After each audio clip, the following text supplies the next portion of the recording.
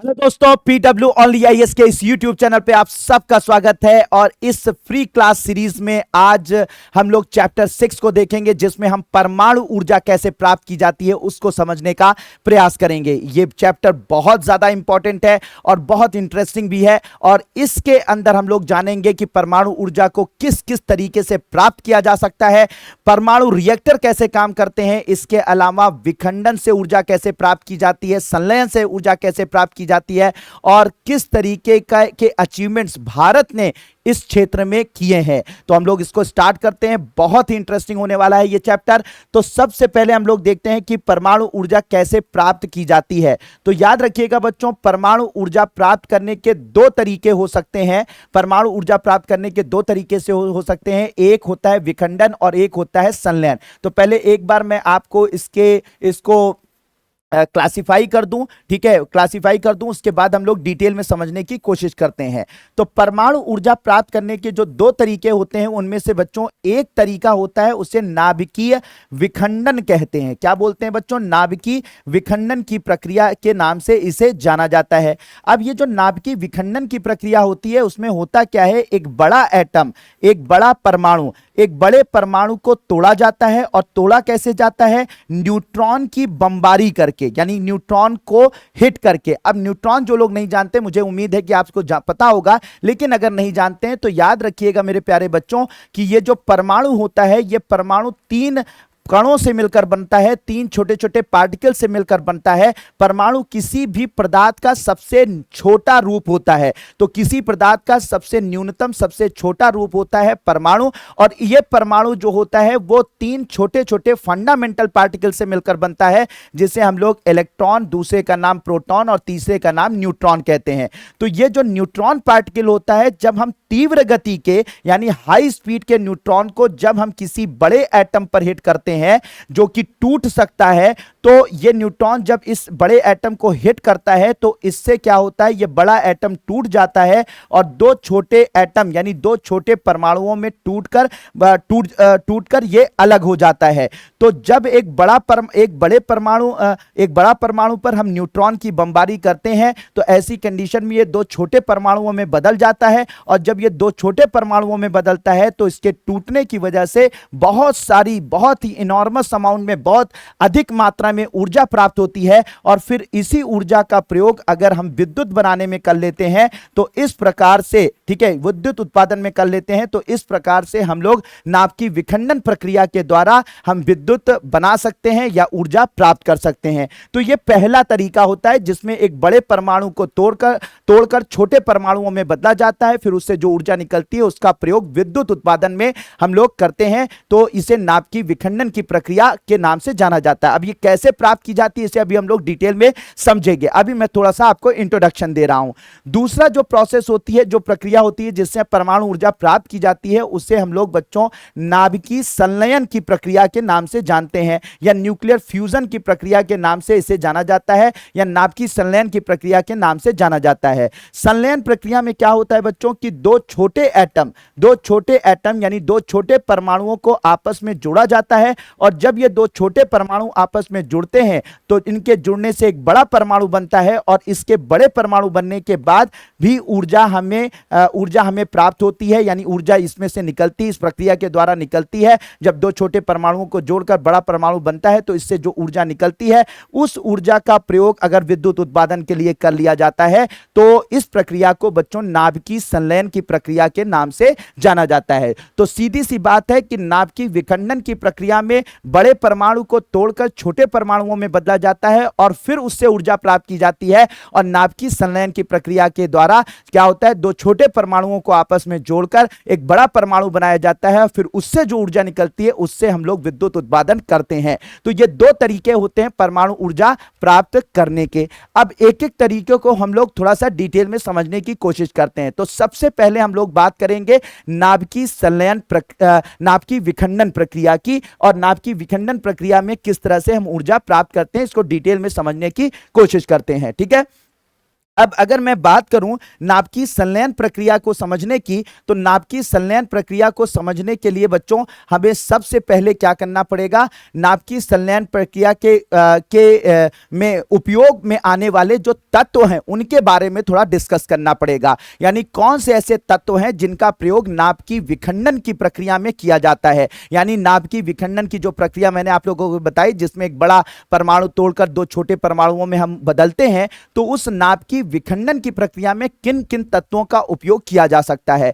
तो याद रखिएगा बच्चों, ऐसे पदार्थ, ठीक है, ऐसे पदार्थ जिनका प्रयोग, ठीक है, प्रयोग हम नाभिकीय विखंडन प्रक्रिया में करते हैं, उनमें से एक पदार्थ होता है, कुछ पदार्थ ऐसे होते हैं जो डायरेक्ट टूटकर, यानी कि जब उन पर न्यूट्रॉन की बमबारी की जाती है, जब उन पर न्यूट्रॉन का बमबार्डमेंट किया जाता है, तो वो डायरेक्ट टूटकर जो दो छोटे एटम्स में बदल जाते हैं और तुरंत आपको ऊर्जा प्रदान कर देते हैं, जिसका आप प्रयोग ऊर्जा, बिजली का उत्पादन या विद्युत उत्पादन के लिए कर सकते हैं। तो ऐसे पदार्थ जो डायरेक्ट टूटते हैं, डायरेक्ट टूटकर दो छोटे एटम में बदलकर और ऊर्जा हमें प्रदान कर देते हैं, ऐसे पदार्थ, ऐसे तत्वों को हम लोग क्या बोलते हैं, ऐसे तत्वों को हम लोग बोलते हैं विखंडनीय पदार्थ। क्या बोला जाता है? विखंडनीय पदार्थ के नाम से इन्हें जाना जाता है। क्या बोला जाता है बच्चों? विखंडनीय पदार्थ के नाम से जाना जाता है। विखंडनीय पदार्थ को हम लोग इंग्लिश में कह सकते हैं फिसाइल मटीरियल। क्या कहा जाता है? फिसाइल मटीरियल के नाम से इसे जाना जाता है। ठीक है, तो विखंडनीय पदार्थ वो होते हैं जिन पर अगर हम बमबार्डमेंट न्यूट्रॉन का करते हैं तो वो तुरंत टूटकर हमें ऊर्जा प्रदान कर देते हैं, और जिस ऊर्जा का प्रयोग हम बिजली बनाने में या विद्युत उत्पादन में कर सकते हैं। तो ऐसे पदार्थों को विखंडनीय पदार्थ या फिसाइल मटेरियल कहते हैं। अब अगर उदाहरण पूछा जाए कि ऐसे पदार्थ कौन से होते हैं बच्चों, तो ऐसे पदार्थ होते हैं यूरेनियम 233, यानी यूरेनियम का एक आइसोटोप यूरेनियम 233, यानी कि इसका जो है वो समस्थानिक, यूरेनियम आपने सुना होगा, तो यूरेनियम का एक समस्थानिक होता है, यानी यूरेनियम का एक टाइप होता है जिसका नाम होता है यूरेनियम 233। तो यूरेनियम जो 233 होता है वो विखंडनीय पदार्थ की तरह से जाना जाता है, जो डायरेक्ट टूटकर हमें ऊर्जा प्रदान करने का काम करता है। ठीक है, काम करता है। तो इसे हम लोग क्या बोलते हैं बच्चों? ये होता है, ये विखंडनीय पदार्थ होता है। इसी के हिसाब से यूरेनियम 235, यानी यूरेनियम का एक दूसरा प्रकार होता है, या यूरेनियम का एक दूसरा समस्थानिक होता है, यूरेनियम का एक दूसरा टाइप होता है जिसका नाम जो होता है यूरेनियम 235। ये भी विखंडनीय पदार्थ होता है, यानी टूटकर हमें ऊर्जा प्रदान करने की कुछ ऊर्जा प्रदान हमें करता है। ठीक है, प्रदान करता है, तो ये भी विखंडनीय पदार्थ है। इसके अलावा तीसरा उदाहरण है विखंडनीय पदार्थों का, जिसका नाम है प्लूटोनियम 239। प्लूटोनियम 239, यानी कि प्लूटोनियम भी एक ऐसा पदार्थ होता है जो तुरंत टूटकर, यानी जब हम इस पर न्यूट्रॉन का बमबार्डमेंट करेंगे तो ये डायरेक्ट टूटकर हमें ऊर्जा प्रदान करने का काम करता है। तो ये भी कैसा होता है? विखंडनीय पदार्थ के रूप में जाना जाता है। तो ये जितने विखंडनीय पदार्थ होते हैं बच्चों, इनका प्रयोग हम लोग क्या करते हैं? परमाणु ऊर्जा प्राप्त करने के लिए डायरेक्ट करते हैं। ठीक है, डायरेक्ट कर लेते हैं।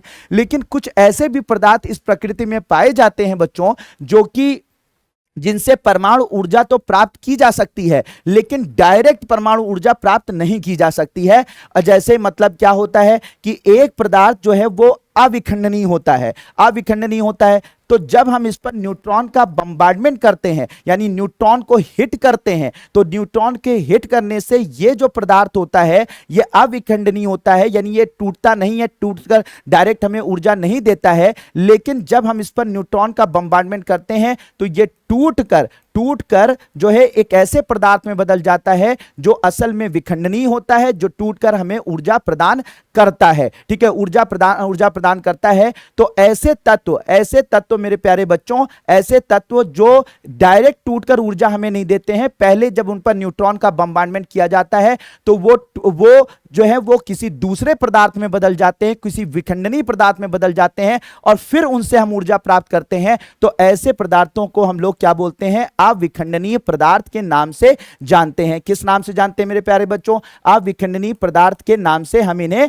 जानते हैं, या इसे हम लोग इंग्लिश में क्या बोलते हैं? नॉन फिसाइल मटीरियल के नाम से जानते हैं। नॉन फिसाइल मटीरियल के नाम से इन्हें जाना जाता है। अब जैसे अभी अगर आपको ये बात नहीं समझ में आ रही तो इसको समझने की कोशिश करिए। जैसे एक तत्व होता है मेरे प्यारे बच्चों थोरियम। ठीक है, थोरियम, ये जो थोरियम होता है, ठीक है, थोरियम होता है, ये थोरियम जो तत्व होता है ये 90 थोरियम 232 होता है। ठीक है, ये अविखंडनीय पदार्थ है, यानी अगर इस पर हम न्यूट्रॉन का बम्बार्डमेंट करें, यानी न्यूट्रॉन को अगर इससे हिट करें, तीव्र गति के न्यूट्रॉन्स को अगर इस पर हिट करें, तो ये डायरेक्ट टूटकर हमें ऊर्जा नहीं प्रदान करेगा, जैसा कि यहां पर हो रहा था। डायरेक्ट टूटकर ये ऊर्जा हमें नहीं प्रदान करेगा, बल्कि होगा क्या कि जब हम इस पर न्यूट्रॉन का बम्बार्डमेंट करेंगे तो ये जो थोरियम होगा ये बदल जाएगा, यानी न्यूट्रॉन के बम्बार्डमेंट करने से ये जो थोरियम होता है ये बदल जाता है यूरेनियम 233 में। किस में बदल जाता है बच्चों? यूरेनियम 233 के अंदर, 33 में ये बदल जाता है, 92 यूरेनियम 233 में बदल जाता है।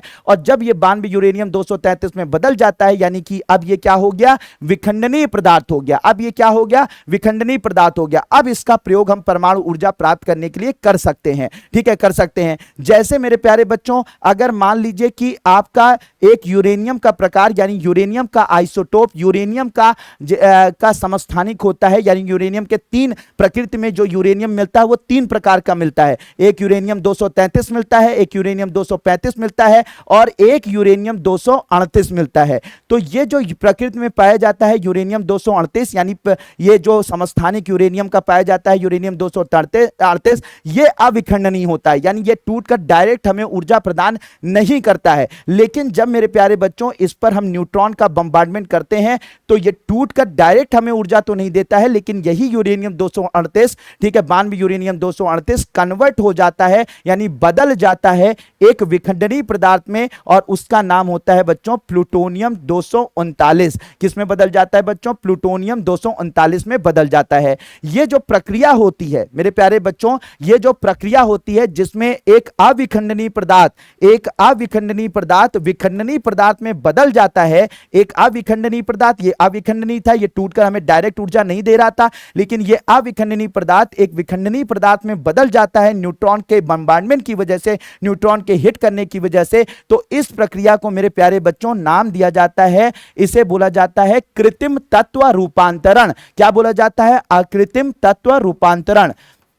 तो इस प्रक्रिया को क्या बोलते हैं बच्चों? कृत्रिम तत्व रूपांतरण की प्रक्रिया के नाम से जाना जाता है, यानी एक तत्व किसी दूसरे तत्व के रूप में बदल सकता है। कृत्रिम तत्व रूपांतरण, यानी हम न्यूट्रॉन को हिट करके इसको कृत्रिम रूप से इन तत्वों का रूप बदल देते हैं, यानी पहले वो नॉन फिसाइल रहते हैं, यानी कि अविखंडनीय रहते हैं, लेकिन इनको विखंडनीय पदार्थों में बदल दिया जाता है। तो इसे कृत्रिम तत्व रूपांतरण की प्रक्रिया कहा जाता है। तो इसका मतलब मेरे प्यारे बच्चों ये रहा कि प्रकृति में यूरेनियम 233 भी पाया जा रहा है, यूरेनियम 235 भी पाया जा रहा है, प्लूटोनियम 239 भी पाया जा रहा है। इनको तो आप डायरेक्ट ऊर्जा को प्राप्त करने के लिए यूज कर सकते हैं, लेकिन हमारी प्रकृति में कुछ ऐसे भी पदार्थ पाए जा रहे हैं जो कि अविखंडनीय है। विखंडन तो डायरेक्ट नहीं करेंगे, लेकिन उन्हें विखंडनीय पदार्थों में बदलकर उनसे ऊर्जा प्राप्त की जा सकती है। तो मेरे प्यारे बच्चों, होप कि यह बात आप लोगों को 100% समझ में आ गई होगी कि आखिर ये विखंडनीय और अविखंडनीय पदार्थों से किस प्रकार से किसी को डायरेक्ट और किसी को इनडायरेक्ट तरीके से उनसे ऊर्जा प्राप्त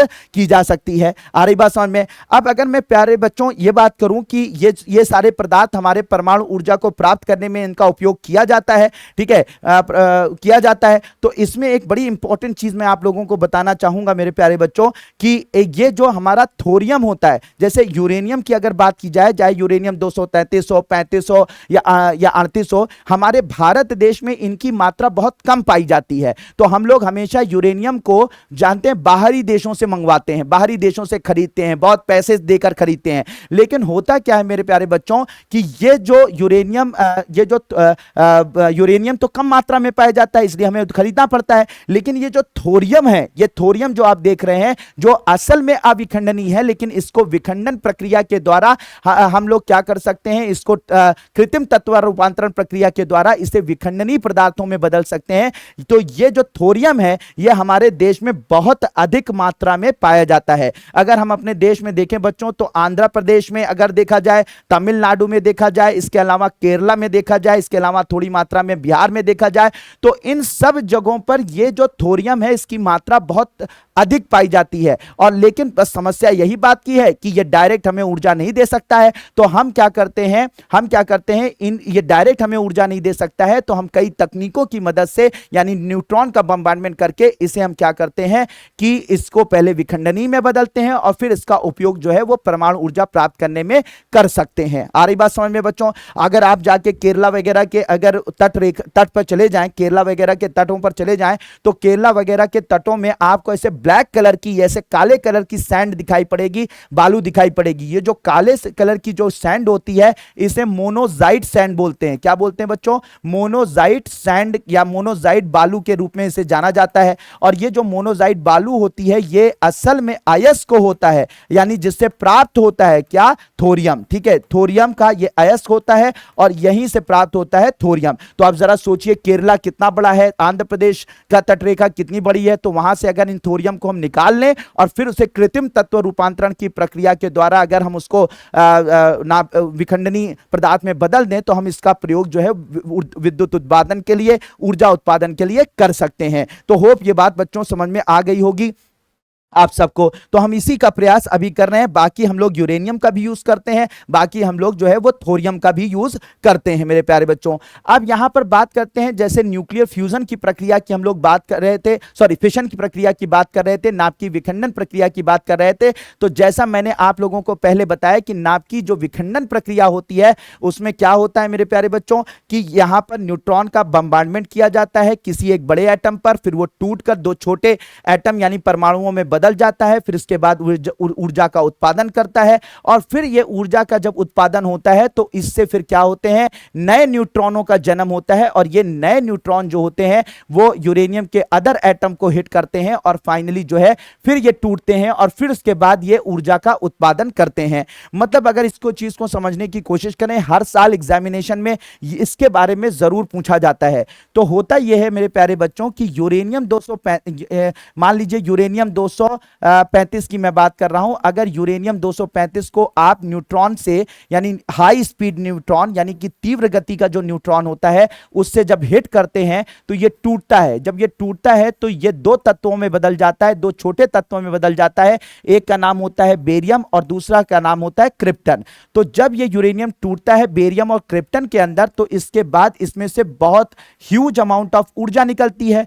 ऊर्जा के साथ साथ इसके अंदर तीन न्यूट्रॉन भी निकलते हैं, तीन न्यूट्रॉन भी निकलते हैं, वही न्यूट्रॉन जो कि आगे जो है इस प्रक्रिया को जो है बढ़ाएंगे। तो जब हम एक बार न्यूट्रॉन का बम्बार्डमेंट यूरेनियम 235 पे कर देते हैं तो ये बेरियम और क्रिप्टन नाम के तत्वों में बदल जाता है, प्लस ऊर्जा निकलती है और प्लस साथ ही साथ तीन न्यूट्रॉन भी निकलते हैं। ये तीन न्यूट्रॉन क्या करते हैं मेरे प्यारे बच्चों? यूरेनियम यानी कि जहां पर भी यूरेनियम फ्यूल की तरह से यानी ईंधन की तरह से उपयोग में लाया जाता है वहां पर यूरेनियम बहुत अधिक मात्रा में होता है। तो वहां ये तीन यूरेनियम एटम को हिट करते हैं, ये तीन न्यूट्रॉन तीन यूरेनियम एटम को हिट करते हैं। इससे फिर क्या निकलता है? ये भी टूटते हैं और फिर इनसे भी क्या निकलती है बच्चों? ऊर्जा निकलती है। इनसे भी, इनके टूटने से भी ऊर्जा निकलती है, इनके भी टूटने से क्या होता है बच्चों? ऊर्जा निकलती है। प्लस फिर क्या होता है? इसके टूटने से ऊर्जा भी निकली और फिर तीन न्यूट्रॉन और निकले। ठीक है, तीन न्यूट्रॉन और निकले, तीन न्यूट्रॉन और निकले, अब 9 न्यूट्रॉन निकले। अब ये 9 न्यूट्रॉन जाकर क्या करते हैं मेरे प्यारे बच्चों कि ये 9 न्यूट्रॉन जाकर यूरेनियम के अदर 9 एटम को हिट करते हैं, फिर वो टूटते हैं, फिर वो 27 न्यूट्रॉन निकलते हैं, फिर वो 27 एटम को हिट करते हैं, फिर उसके बाद और निकलते हैं। और ऐसे एक बार ये प्रक्रिया स्टार्ट हो जाती है। यानी एक बार आपने न्यूट्रॉन का बम्बार्डमेंट शुरू कर दिया, एक बार न्यूट्रॉन का बम्बार्डमेंट शुरू कर दिया तो एक बार जब ये टूटकर ऊर्जा निकलना स्टार्ट होती है तो इससे जो ये न्यूट्रॉन निकलते हैं ये फिर अपने आप पहले 3 न्यूट्रॉन निकलेंगे, 3 से 9 न्यूट्रॉन निकलेंगे, 9 से 27 न्यूट्रॉन निकलेंगे और इस प्रकार ये जो पूरी प्रक्रिया है अपने आप होने लगती है, सेल्फ सस्टेन हो जाती है। फिर इस प्रक्रिया को कराने की जरूरत नहीं होती है। इस अभिक्रिया को मेरे प्यारे बच्चों श्रृंखला अभिक्रिया या चेन रिएक्शन के नाम से जाना जाता है। क्या बोला जाता है बच्चों? चेन रिएक्शन के नाम से इसे जाना जाता है, या इसे हम लोग क्या बोलते हैं बच्चों? श्रृंखला अभिक्रिया के नाम से जानते हैं। ठीक है, श्रृंखला अभिक्रिया के नाम से जानते हैं, चेन रिएक्शन के नाम से इसे जाना जाता है। जिसमें क्या हो जाता है? एक बार आपने न्यूट्रॉन से हिट करके यूरेनियम के एक एटम को आपने तोड़ दिया तो इसके बाद उसके टूटने से 3 न्यूट्रॉन अपने आप निकलते हैं और ये न्यूट्रॉन फिर जाके तीन यूरेनियम एटम को, फिर 9 यूरेनियम एटम को, फिर 27 यूरेनियम एटम को, और ऐसे करते करते ये प्रक्रिया तब तक चलती रहती है जब तक कि सारा फ्यूल, सारा ईंधन, सारा यूरेनियम खत्म ना हो जाए। तो इस अभिक्रिया प्रक्रिया को मेरे प्यारे बच्चों चेन रिएक्शन बोलते हैं, यानी 1 से 3, 3 से 9, 9 से 27, ऐसे ही चेन रिएक्शन बन जाती है।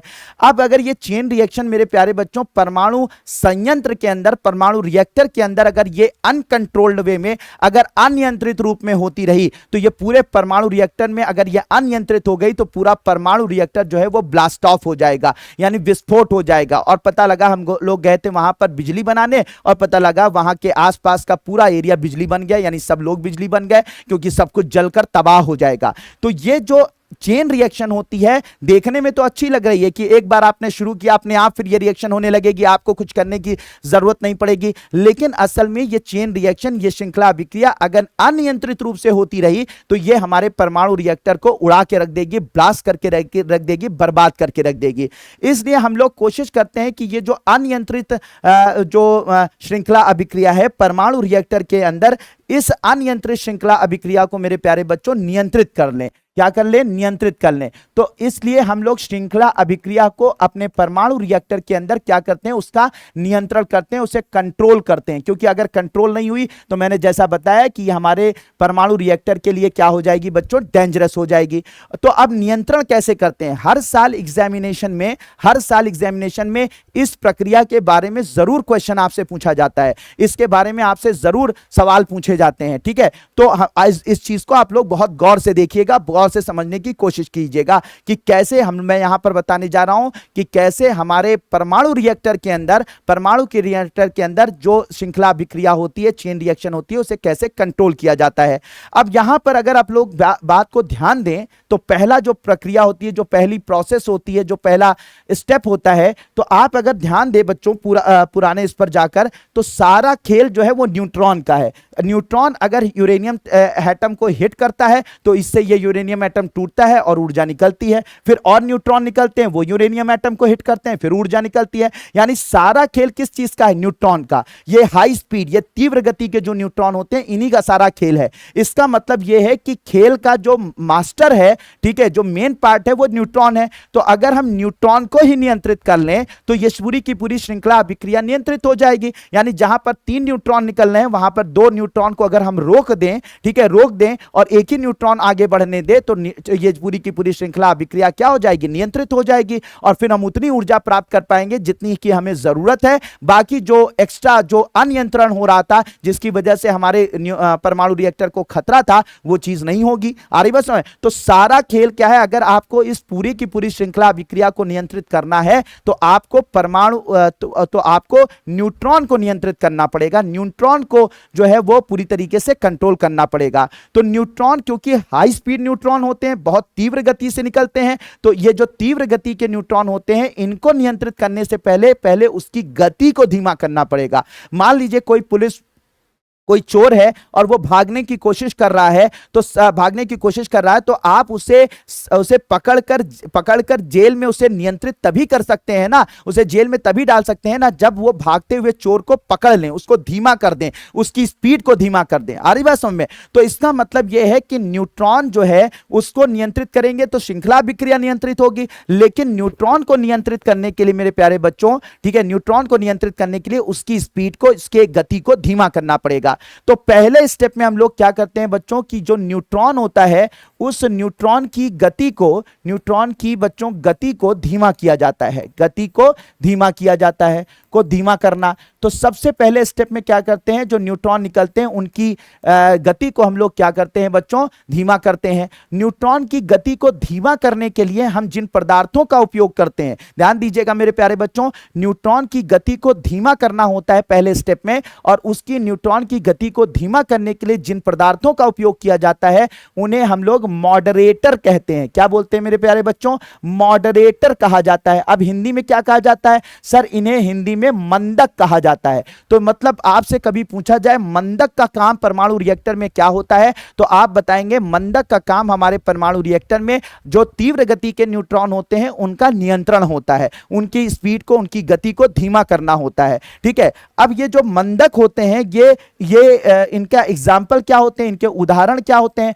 तो जो मंदक होते हैं, मॉडरेटर होते हैं, उनके जो उदाहरण होते हैं उनमें से उदाहरण होता है, एक होता है D2O। D2O का मतलब होता होता है भारी जल, ठीक है, भारी जल। तो भारी जल का उपयोग किया जाता है हमारे परमाणु रिएक्टरों में मंदक की तरह से, मॉडरेटर की तरह से, जो न्यूट्रॉन की गति को धीमा कर देते हैं। इसके अलावा जो दूसरी चीज यूज की जाती है वो ग्रेफाइट रॉड यूज की जाती है। किसका? ग्रेफाइट रॉड या ग्रेफाइट छड़ का उपयोग किया जाता है। ग्रेफाइट एक कार्बन से बना हुआ एक उसका एलोट्रॉप है, ठीक है, कार्बन से बना होता है, प्योर कार्बन से बना होता है, एक प्रकार का पदार्थ होता है जिसे हम लोग ग्रेफाइट बोलते हैं। तो वो जो ग्रेफाइट की जो छड़ें होती हैं, ठीक है, ग्रेफाइट की जो छड़ें होती हैं उनका भी प्रयोग हम लोग करते हैं। कहां पर मेरे प्यारे बच्चों? वो उनका उपयोग किया जाता है मंदक की तरह से, यानी मॉडरेटर की तरह से किया जाता है। इतनी बात समझ में आ गई? तो कभी कभी यही एग्जाम्पल में आपसे पूछ लिया जाता है कि हमारे परमाणु रिएक्टरों में मंदक की भूमिका क्या होती है, या मंदक की तरह से किन पदार्थों का उपयोग किया जाता है, तो उसका जवाब यह है, ठीक है। अब ये जो मंदक होते हैं ये हमारे न्यूट्रॉन की स्पीड को धीमा कर देते हैं, न्यूट्रॉन की जो गति है उसको धीमा कर देते हैं। अब हमें क्या करना होता है? अब गति तो धीमी हो गई, समझिएगा बच्चों, ये गति तो धीमी हो गई। अब दूसरे स्टेप में जब गति धीमी हो गई तो जो एक्स्ट्रा न्यूट्रॉन निकल रहे थे, यानी जो 3 निकल रहे थे ना, उनमें से हम एक्स्ट्रा न्यूट्रॉनों को, यानी 3 में से 2 को अवशोषित कर लेंगे।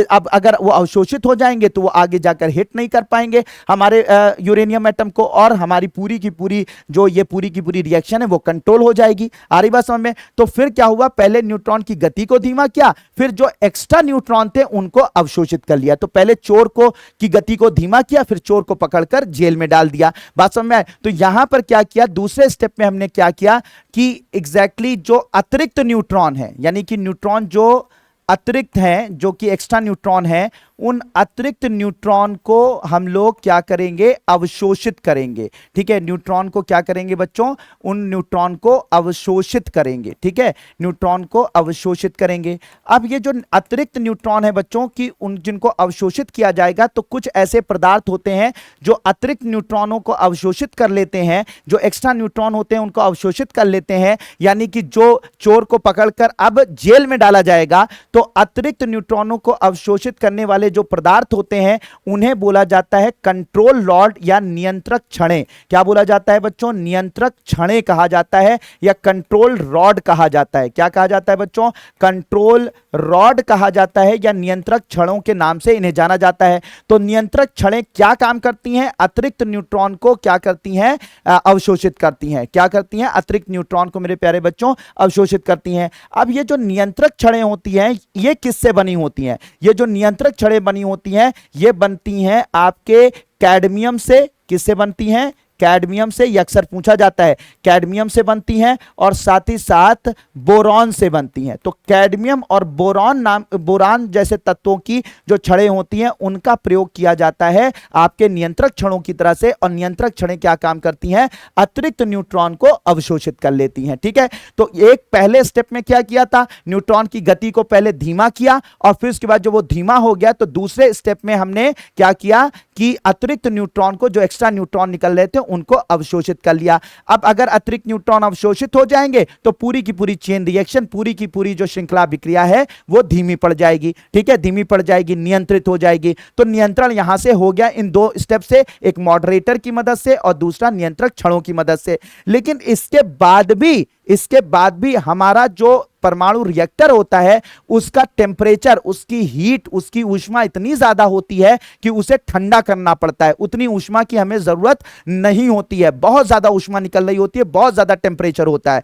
तो तीसरा स्टेप जो हम लोग बच्चों अपनाते हैं, ये जो तीसरा स्टेप अपनाया जाता है, इस तीसरे स्टेप में हम क्या करते हैं कि अपने पूरे के पूरे परमाणु रिएक्टर को ठंडा करते हैं। तो परमाणु रिएक्टर को ठंडा किया जाता है, कूल किया जाता है। परमाणु रिएक्टर को ठंडा किया जाता है। अब ये जो परमाणु रिएक्टर को जो ठंडा किया जाता है, इसके लिए जिन पदार्थों का उपयोग किया जाता है, ठीक है, उनको हम लोग कूलेंट कहते हैं। क्या बोलते हैं बच्चों? कूलेंट कहते हैं। तो कूलेंट यानी कि आप इसे कह सकते हैं शीतलक कह सकते हैं, शीतल करने वाला शीतलक कहा जा सकता है। तो शीतलक क्या होते हैं? जो हमारे परमाणु रिएक्टर को ठंडा करते हैं, जो परमाणु रिएक्टर की जो एक्स्ट्रा हीट होती है उसको अवशोषित कर लेते हैं, तो उन्हें हम लोग कूलेंट कहते हैं, शीतलक कहते हैं। अब ये जो शीतलक होता है बच्चों, शीतलक का उदाहरण क्या होता है? यानी कि कूलेंट की तरह से किन चीजों का प्रयोग किया जाता है? तो कूलेंट की तरह से D2O यानी कि भारी जल का उपयोग किया जाता है, नॉर्मल जल का भी प्रयोग किया किया जाता है,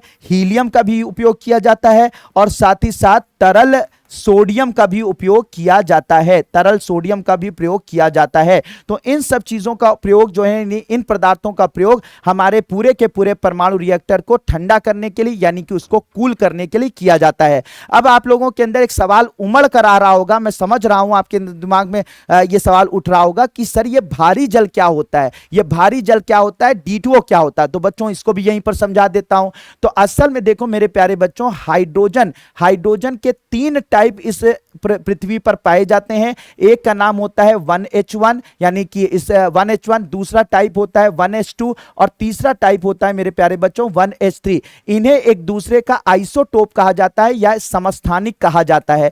तो समस्थानिक हाइड्रोजन के जो समस्थानिक होते हैं, ठीक है, समस्थानिक होते हैं जो इस प्रकृति में पाए जाते हैं, वो 3 प्रकार के होते हैं, 1H1, 1H2 और 1H3, याद रखिएगा। तो जो हमारा नॉर्मल वाटर होता है, जो हमारा नॉर्मल पानी होता है, इसमें जो हाइड्रोजन यूज होती है वो होती है 1H1 टाइप की, ठीक है, जिसे हम लोग प्रोटियम के नाम से बच्चों जानते हैं। तो याद रखिएगा हमारे परमाणु, हमारा जो नॉर्मल पानी होता है, जो सामान्य जल होता है, ये सामान्य जल में जो हाइड्रोजन उपयोग में हाइड्रोजन यूज होती है वो प्रकृति में पाए जाने वाले हाइड्रोजन का ये वाला समस्थानिक यूज में आता है, ठीक है। और जो भारी जल होता है उसमें हाइड्रोजन का 1H2 वाला समस्थानिक यूज में आता है, यानी ये वाला समस्थानिक यूज में आता है। तो यानी कि जल का ही भाग होता है, जल का ही भाग होता है, लेकिन एक जल ऐसा होता है जिसमें हाइड्रोजन का 1H1 वाला समस्थानिक यूज होता है, तो वो नॉर्मल जल, सामान्य जल होता है। और जिस जल को बनाने के लिए, जिस जल को के अणु को बनाने के लिए हाइड्रोजन का ये दूसरा वाला यानी भारी वाला समस्थानिक यूज होता है, 1H2 वाला समस्थानिक यूज होता है, तो ऐसे जल को हम लोग क्या बोलते हैं मेरे प्यारे बच्चों, उसे हम लोग क्या बोलते हैं, D2O यानी कि भारी जल के नाम से या हैवी वाटर के नाम से जाना जाता है। तो डिफरेंस होता है समस्थानिकों का, यानी कि आपके नॉर्मल जल में 1H1 वाला समस्थानिक यूज होता है और जो भारी जल होता है, जो हैवी वाटर होता है, उसमें समस्थानिक जो होता है यूज होता है वो 1H2 वाला यूज होता है। तो होप मेरे प्यारे बच्चों ये डिफरेंस आपको समझ में आ गया होगा। अब ये भी सवाल सर 1H3 कहां यूज होता है, 1H3 फिर 1H3 यहां पर प्रयोग नहीं होता, जहां पर प्रयोग होगा वो मैं अब जरूरत पड़ने पर उसे बताऊंगा, ठीक है। यहां पर इन दोनों के बीच में क्या डिफरेंस होता है, नॉर्मल जल और साथ ही साथ भारी जल, वो मैंने आपको बता दिया। होप कि ये बात आपको समझ में मेरे प्यारे बच्चों आ गई होगी, ठीक है, आ गई होगी। अब ये जो परमाणु रिएक्टर्स होते हैं मेरे तो आपको कैसे ये पूरा का पूरा नियंत्रण होता है, कैसे हम लोग इस पूरी श्रृंखला अभिक्रिया को नियंत्रित करते हैं, इसको मैंने आप लोगों को डिटेल में बता दिया। ये बहुत इंपॉर्टेंट है और ये आपके सवालों, इससे कहीं से भी इससे सवाल पूछे जा सकते हैं और मुझे लगता है आप सबको ये बात समझ में आ गई होगी। एक और चीज आपको बता देता हूं कि कभी कभी आपके एग्जामिनेशन में ग्रेफाइट क्षण और कैडमियम क्षण और बोरान क्षण में आपको कंफ्यूज करने की कोशिश करते हैं। तो याद रखिएगा मेरे प्यारे बच्चों, जब कभी भी आपको कंफ्यूज करने की कोशिश करें, आप याद रख लीजिए कि ग्रेफाइट क्षण जो है वो एक मॉडरेटर की तरह से यूज होती है, न्यूट्रॉन की गति को धीमा करती है, जबकि कैडमियम और बोरॉन की क्षण क्या करती है, न्यूट्रॉन की गति को ना धीमा करके बल्कि अतिरिक्त न्यूट्रॉनों को अवशोषित करने का काम करती है। यह बात याद रखिएगा। या कभी कभी आपसे सवाल पूछा जाता है कि D2O यानी जो हैवी वाटर होता है उसका प्रयोग कहां करते हैं, एज अ मॉडरेटर यानी मंदक की तरह करते हैं, एज अ जो है वो कूलेंट की तरह यानी कि शीतलक की तरह करते हैं, या दोनों की तरह करते हैं, या किसी की तरह भी नहीं करते हैं। तो आप बताइए कि जो D2O होता है, जो हैवी वाटर होता है, उसका जो प्रयोग किया जाता है, उसका प्रयोग जो है वो दोनों की तरह होता है, यानी कि मंदक की तरह भी उसका प्रयोग किया जाता है और साथ ही साथ शीतलक यानी कि कूलेंट की तरह भी इसका प्रयोग किया जाता है। ठीक है मेरे प्यारे बच्चों, ये सब बहुत ही जरूरी है और याद रखिएगा। अब बात करते हैं जो ये हमारा परमाणु रिएक्टर होता है, ये परमाणु रिएक्टर कैसा दिखता है और इसमें कैसे विद्युत ऊर्जा उत्पादित की जाती है, विद्युत ऊर्जा इसमें कैसे उत्पन्न होती है। तो इसे अगर हम लोग समझने की कोशिश करें तो बाहर से तो हमारा परमाणु रिएक्टर ऐसा दिखता है, कुछ इस प्रकार से दिखता है, लेकिन अंदर की तरफ से परमाणु रिएक्टर कुछ अलग प्रकार का होता है, जिसे हम लोग यहां पर देखेंगे।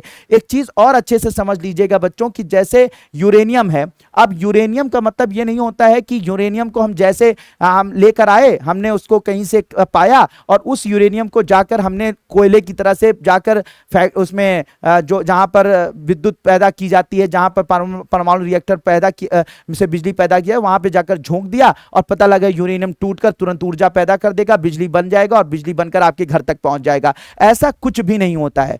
पहले ये जो यूरेनियम होता है इसको एज अ फ्यूल यूज करते हैं, यानी इसको ईंधन की तरह से प्रयोग किया जाता है। और इसको ईंधन की तरह से प्रयोग करने के लिए मेरे प्यारे बच्चों पहले इसको यानी यूरेनियम को पहले पाउडर फॉर्म में बदल दिया जाता है, पाउडर फॉर्म में, यानी इसका पाउडर बना दिया जाता है यूरेनियम का। और फिर इसके बाद इस यूरेनियम को हम यूरेनियम ऑक्साइड में कन्वर्ट कर देते हैं। किस में कन्वर्ट कर देते हैं? यूरेनियम ऑक्साइड में। तो यूरेनियम को पाउडर में बदलकर उसको यूरेनियम ऑक्साइड में बदल देते हैं और फिर उस यूरेनियम ऑक्साइड का जो पाउडर हमें प्राप्त होता है उससे छोटी छोटी गोलियां बनाते हैं, छोटी छोटी पैलेट्स बनाते हैं, ऐसी छोटी छोटी गोलियां बनाते हैं। इन गोलियों को छोटी छोटी गोलियों को एक साथ जो है बहुत सारी गोलियां एक छड़ के अंदर अरेंज की जाती हैं, एक छड़ के अंदर डाली जाती हैं, ठीक है, डाली जाती हैं, जिसे हम लोग क्या बोलते हैं बच्चों? क्लैडिंग कहते हैं। और फिर ये जो छड़ होती है, ये जो रॉड होती है, ऐसी बहुत सारी रॉडें आपस में जोड़कर उनको बांध दिया जाता है और फिर इन रॉडों का पूरा जो बंडल होता है, इन रॉडों का पूरा बंडल ले जाकर हम लोग परमाणु रिएक्टर के अंदर फ्यूल की तरह से, ईंधन की तरह से उसका प्रयोग किया जाता है। तो ऐसे नहीं कि आपने उसमें खान से यूरेनियम लाए और लाकर आपने परमाणु रिएक्टर में इसका प्रयोग कर दिया, ऐसे नहीं। पहले उसको यूरेनियम ऑक्साइड में बदला जाएगा, यूरेनियम ऑक्साइड की छोटी छोटी गोलियां बनाई जाएंगी, उनको छड़ों में डाला जाएगा, फिर उन छड़ों को बहुत सारी छड़ों का बंडल बनाकर फिर उसको परमाणु रिएक्टर के अंदर उसका उपयोग किया जाता है। और एक बार परमाणु रिएक्टर के अंदर इन छड़ों का, यानी कि ये जो ईंधन की छड़ें हैं, यूरेनियम की जो छड़ें हैं, इनका बंडल एक बार डाल दिया जाता है और एक बार रिएक्शन स्टार्ट करा दी जाती है परमाणु रिएक्टर में, तो अगले 1.5 से 2 साल तक के लिए फिर आपको फ्यूल भरने की जरूरत नहीं होती है, ईंधन भरने की जरूरत नहीं है। एक बार आपने फ्यूलिंग कर दी, एक बार आपने ईंधन भर दिया, तो फिर आप 1 से 1.5 साल के लिए, कभी कभी 2 साल के लिए आप निश्चिंत हो जाइए। फिर परमाणु रिएक्टर काम करता रहता है, यानी इतना फ्यूल इसके अंदर भर दिया जाता है कि अगले 1-1.5 सालों में फिर से रिफ्यूलिंग करने की जरूरत नहीं होती है। 1-1.5 साल के बाद जब सारा का सारा फ्यूल खत्म हो जाता है, जब फ्यूल्स यूरेनियम जो है पूरी तरह से समाप्त हो जाता है, ऊर्जा निकल चुकी होती है, तो फिर क्या किया जाता है? उसके वेस्ट मटेरियल को डिस्पोज कर दिया जाता है। उसको जो है वो जमीन के कई मीटर नीचे गड्ढे में उसे गाड़ दिया जाता है, और भी कई तरीके होते हैं अपनाकर उन्हें खत्म कर दिया जाता है वेस्ट को, और फिर नई छड़ों को बनाकर उसके अंदर डाला जाता है। फिर वो 1 से 1.5 साल 2 साल तक चलती हैं। तो इस तरीके से फ्यूल जो है वो कुछ इस तरीके से हमारे परमाणु रिएक्टर में यूज किया जाता है। अब हम लोग मेरे प्यारे बच्चों बात करते हैं परमाणु रिएक्टर के अंदर कैसे बिजली पैदा होती है, ठीक है, बिजली पैदा होती है, कैसे विद्युत उत्पादित होती है, उसको समझने का यहां पर प्रयास करते हैं। तो अगर हम लोग बात करें तो हमारे देश में जो सबसे मशहूर, वैसे तो रिएक्टर जो होते हैं परमाणु रिएक्टर कई टाइप के होते हैं, कई प्रकार के होते हैं, लेकिन परमाणु रिएक्टर का एक टाइप जो भारत में सबसे ज्यादा यूज होता है उसका नाम है प्रेशराइज्ड हैवी वाटर रिएक्टर, या उसे कांडू रिएक्टर, कनाडा ड्यूटेरियम यूरेनियम नाम के रिएक्टर के नाम से उसे जानते हैं। तो याद रखिएगा, भारत में अगर सबसे ज्यादा परमाणु रिएक्टर, जिस टाइप का परमाणु रिएक्टर यूज होता है, सबसे ज्यादा जिसका यूज होता है वो प्रेशराइज्ड हैवी वाटर रिएक्टर होता है, ठीक है, होता है, या उसे कांडू रिएक्टर के नाम से जानते हैं। तो ये कैसे काम करता है उस पर हम लोग बात यहां पर करते हैं। तो होता क्या है मेरे प्यारे बच्चों कि ये जो परमाणु रिएक्टर हमारा प्रेशराइज हैवी वाटर रिएक्टर होता है, इस प्रेशराइज हैवी वाटर रिएक्टर के अंदर होता क्या है कि इसके अंदर फ्यूल, यानी ये पूरा का पूरा हमारा परमाणु रिएक्टर का कोर होता है, और इस परमाणु रिएक्टर के कोर के अंदर हम फ्यूल्स को डालते हैं, यानी कि ईंधन को इसके अंदर डाला जाता है, ठीक है, ईंधन के अंदर इसको डाला जाता है। अब ये जो पूरा का पूरा हमारा ये जो कोर होता है, ठीक है, ये जो कोर है, ये कोर के अंदर जहां पे फ्यूल हमने असेंबल किया है, फ्यूल को हमने लगाया है, इसको मोटी मोटी ट्यूब्स के जरिए बीच बीच में कनेक्ट किया जाता है। ये जो ट्यूब्स आप देख रहे हैं, जो आपको रेड कलर की ट्यूब्स दिखाई पड़ रही हैं, रेड और येलो कलर की, ये वाली जो ट्यूब्स आपको दिखाई पड़ रही हैं, ये वाली जो ट्यूब्स आपको दिखाई पड़ रही हैं, ये जो ट्यूब्स दिखाई पड़ रही हैं, इन ट्यूब के अंदर भारी जल बहता रहता है, हैवी वाटर बहता रहता है, D2O बहता रहता है, ठीक है। और ये जो ट्यूब्स होती हैं ये कनेक्टेड होती हैं जाकर यहां से इस तरीके से कनेक्टेड होती हैं, ठीक है। ये ट्यूब कनेक्टेड होती हैं और फिर इसके कनेक्टेड होती हैं और फिर ये ऐसे करके पूरा का पूरा सिस्टम चलता रहे। यानी ये जो भारी जल होता है, ये भारी जल इसमें बहता रहता है और भारी जल ऐसे होते हुए यहां पहुंचता है, फिर यहां पहुंचता है, फिर यहां से पहुंचता है, फिर ऐसे यहां पहुंच जाता है, फिर यहां पहुंचता है और इस तरीके से पूरा ये सर्किल करता रहता है। तो इन ट्यूब्स के अंदर ये भारी जल बहता रहता है, ठीक है, भारी जल बहता रहता है। अब होता क्या है मेरे प्यारे बच्चों कि इस कोर के अंदर ही रिएक्शन होती है। कोर के अंदर जब रिएक्शन होती है तो यूरेनियम टूटता है, वही न्यूट्रॉन का बम्बार्डमेंट स्टार्ट होता है, न्यूट्रॉन की बमबारी स्टार्ट होती है और न्यूट्रॉन की बमबारी से यूरेनियम टूटता है तो ऊर्जा निकलती है और ऊर्जा निकलती है। तो जब ये ऊर्जा निकलती है तो ये पूरा का पूरा मेरे प्यारे बच्चों, ये जो पूरा का पूरा कोर है वो गर्म हो जाता है, ठीक है। पूरा का पूरा, भाई खूब ऊर्जा निकल रही है, खूब ऊष्मा निकल रही है, तो ये पूरा का पूरा कोर गर्म हो जाता है। जब ये पूरा का पूरा कोर गर्म हो जाता है तो इस ट्यूब के अंदर बहता हुआ जो D2O होता है, हैवी वाटर होता है, ये भी गर्म हो जाता है। भाई सीधी सी बात, उसी से तो एसोसिएटेड है। तो ये पूरा का पूरा कोर भी गर्म हो जाता है, पूरा का पूरा कोर गर्म हो जाता है। तो फिर उसके बाद क्या होता है, पूरा का पूरा ये जो इसके अंदर बह रहा D2O है, हैवी वाटर है, वो भी गर्म हो जाता है। और एक वक्त ऐसा आता है ये इतना गर्म हो जाता है, इसके अंदर का जो D2O है, हैवी वाटर, इतना गर्म हो जाता है कि इस पूरे सर्किल में जहां जहां D2O बह रहा होता है वो सब गर्म हो जाता है। सारा का सारा ये ट्यूब में बह रहा D2O खूब गर्म, दहकने लगता है ये D2O, ठीक है, दहकने लगता है। अब अगर ये D2O गर्म हो गया तो ये पूरा का पूरा, ये जिसके अंदर ये जो ये ट्यूब्स बह रही, जिसके अंदर ये पूरा का पूरा D2O बह रहा है, ये पूरी ट्यूब्स भी गर्म हो जाएंगी, ये ट्यूब भी गर्म हो जाएगी, ये ट्यूब भी गर्म हो जाएगी, ये ट्यूब भी गर्म हो जाएगी, ये ट्यूब भी गर्म हो जाएगी और ये सब पूरा का पूरा गर्म हो जाएगा, ठीक है। इतनी बात समझ में आ गई। तो कोर में रिएक्शन स्टार्ट हुई, कोर गर्म हुआ, कोर के साथ साथ जो है वो जो D2O जो ट्यूब्स हैं, जो जिसके अंदर हैवी वाटर बह रहा, हैवी वाटर गर्म हुआ, हैवी वाटर के साथ वो ट्यूब्स भी गर्म हुई, ठीक है। ये सब पूरा का पूरा सिस्टम गर्म हो जाता है। अब ये जो ट्यूब होती है वो बॉयलर के अंदर गई होती है। क्या किसके अंदर गई होती है बच्चों? बॉयलर के अंदर। बॉयलर के अंदर क्या होता है, पानी भरा होता है, ये पानी है, ये वाटर की सप्लाई आप देख रहे हैं, यहां से वाटर की सप्लाई होती है और ये पानी है, ये पानी से चारों तरफ ये जो ट्यूब जिसके अंदर गर्म जो है वो हैवी वाटर बह रहा है, ये इसके चारों तरफ मौजूद होता है पानी। यानी ये बॉयलर होता है और इस बॉयलर के अंदर मौजूद होता है पानी और ये ट्यूब के अंदर, क्योंकि ये ट्यूब काफी गर्म हो चुकी है, क्योंकि इसके अंदर गर्म हैवी वाटर बह रहा है, तो ऐसी कंडीशन में ये ट्यूब काफी गर्म हो चुकी है। तो इसके जो चारों तरफ ये पानी होता है, जो पानी की सप्लाई यहां पर की जा रही है, ये पानी भी गर्म होने लगता है। भाई सीधी सी बात, ये पूरी ट्यूब गर्म हो जाएगी। जैसे इमर्शन रॉड होता है ना, जो जैसे आप लोग ठंडी में पानी को, अपनी बाल्टी में पानी को गर्म करते, तो इमर्शन रॉड आपने डाल दिया तो इमर्शन रॉड गर्म होता है, उससे चारों तरफ जो पानी होता है वो भी गर्म हो जाता है।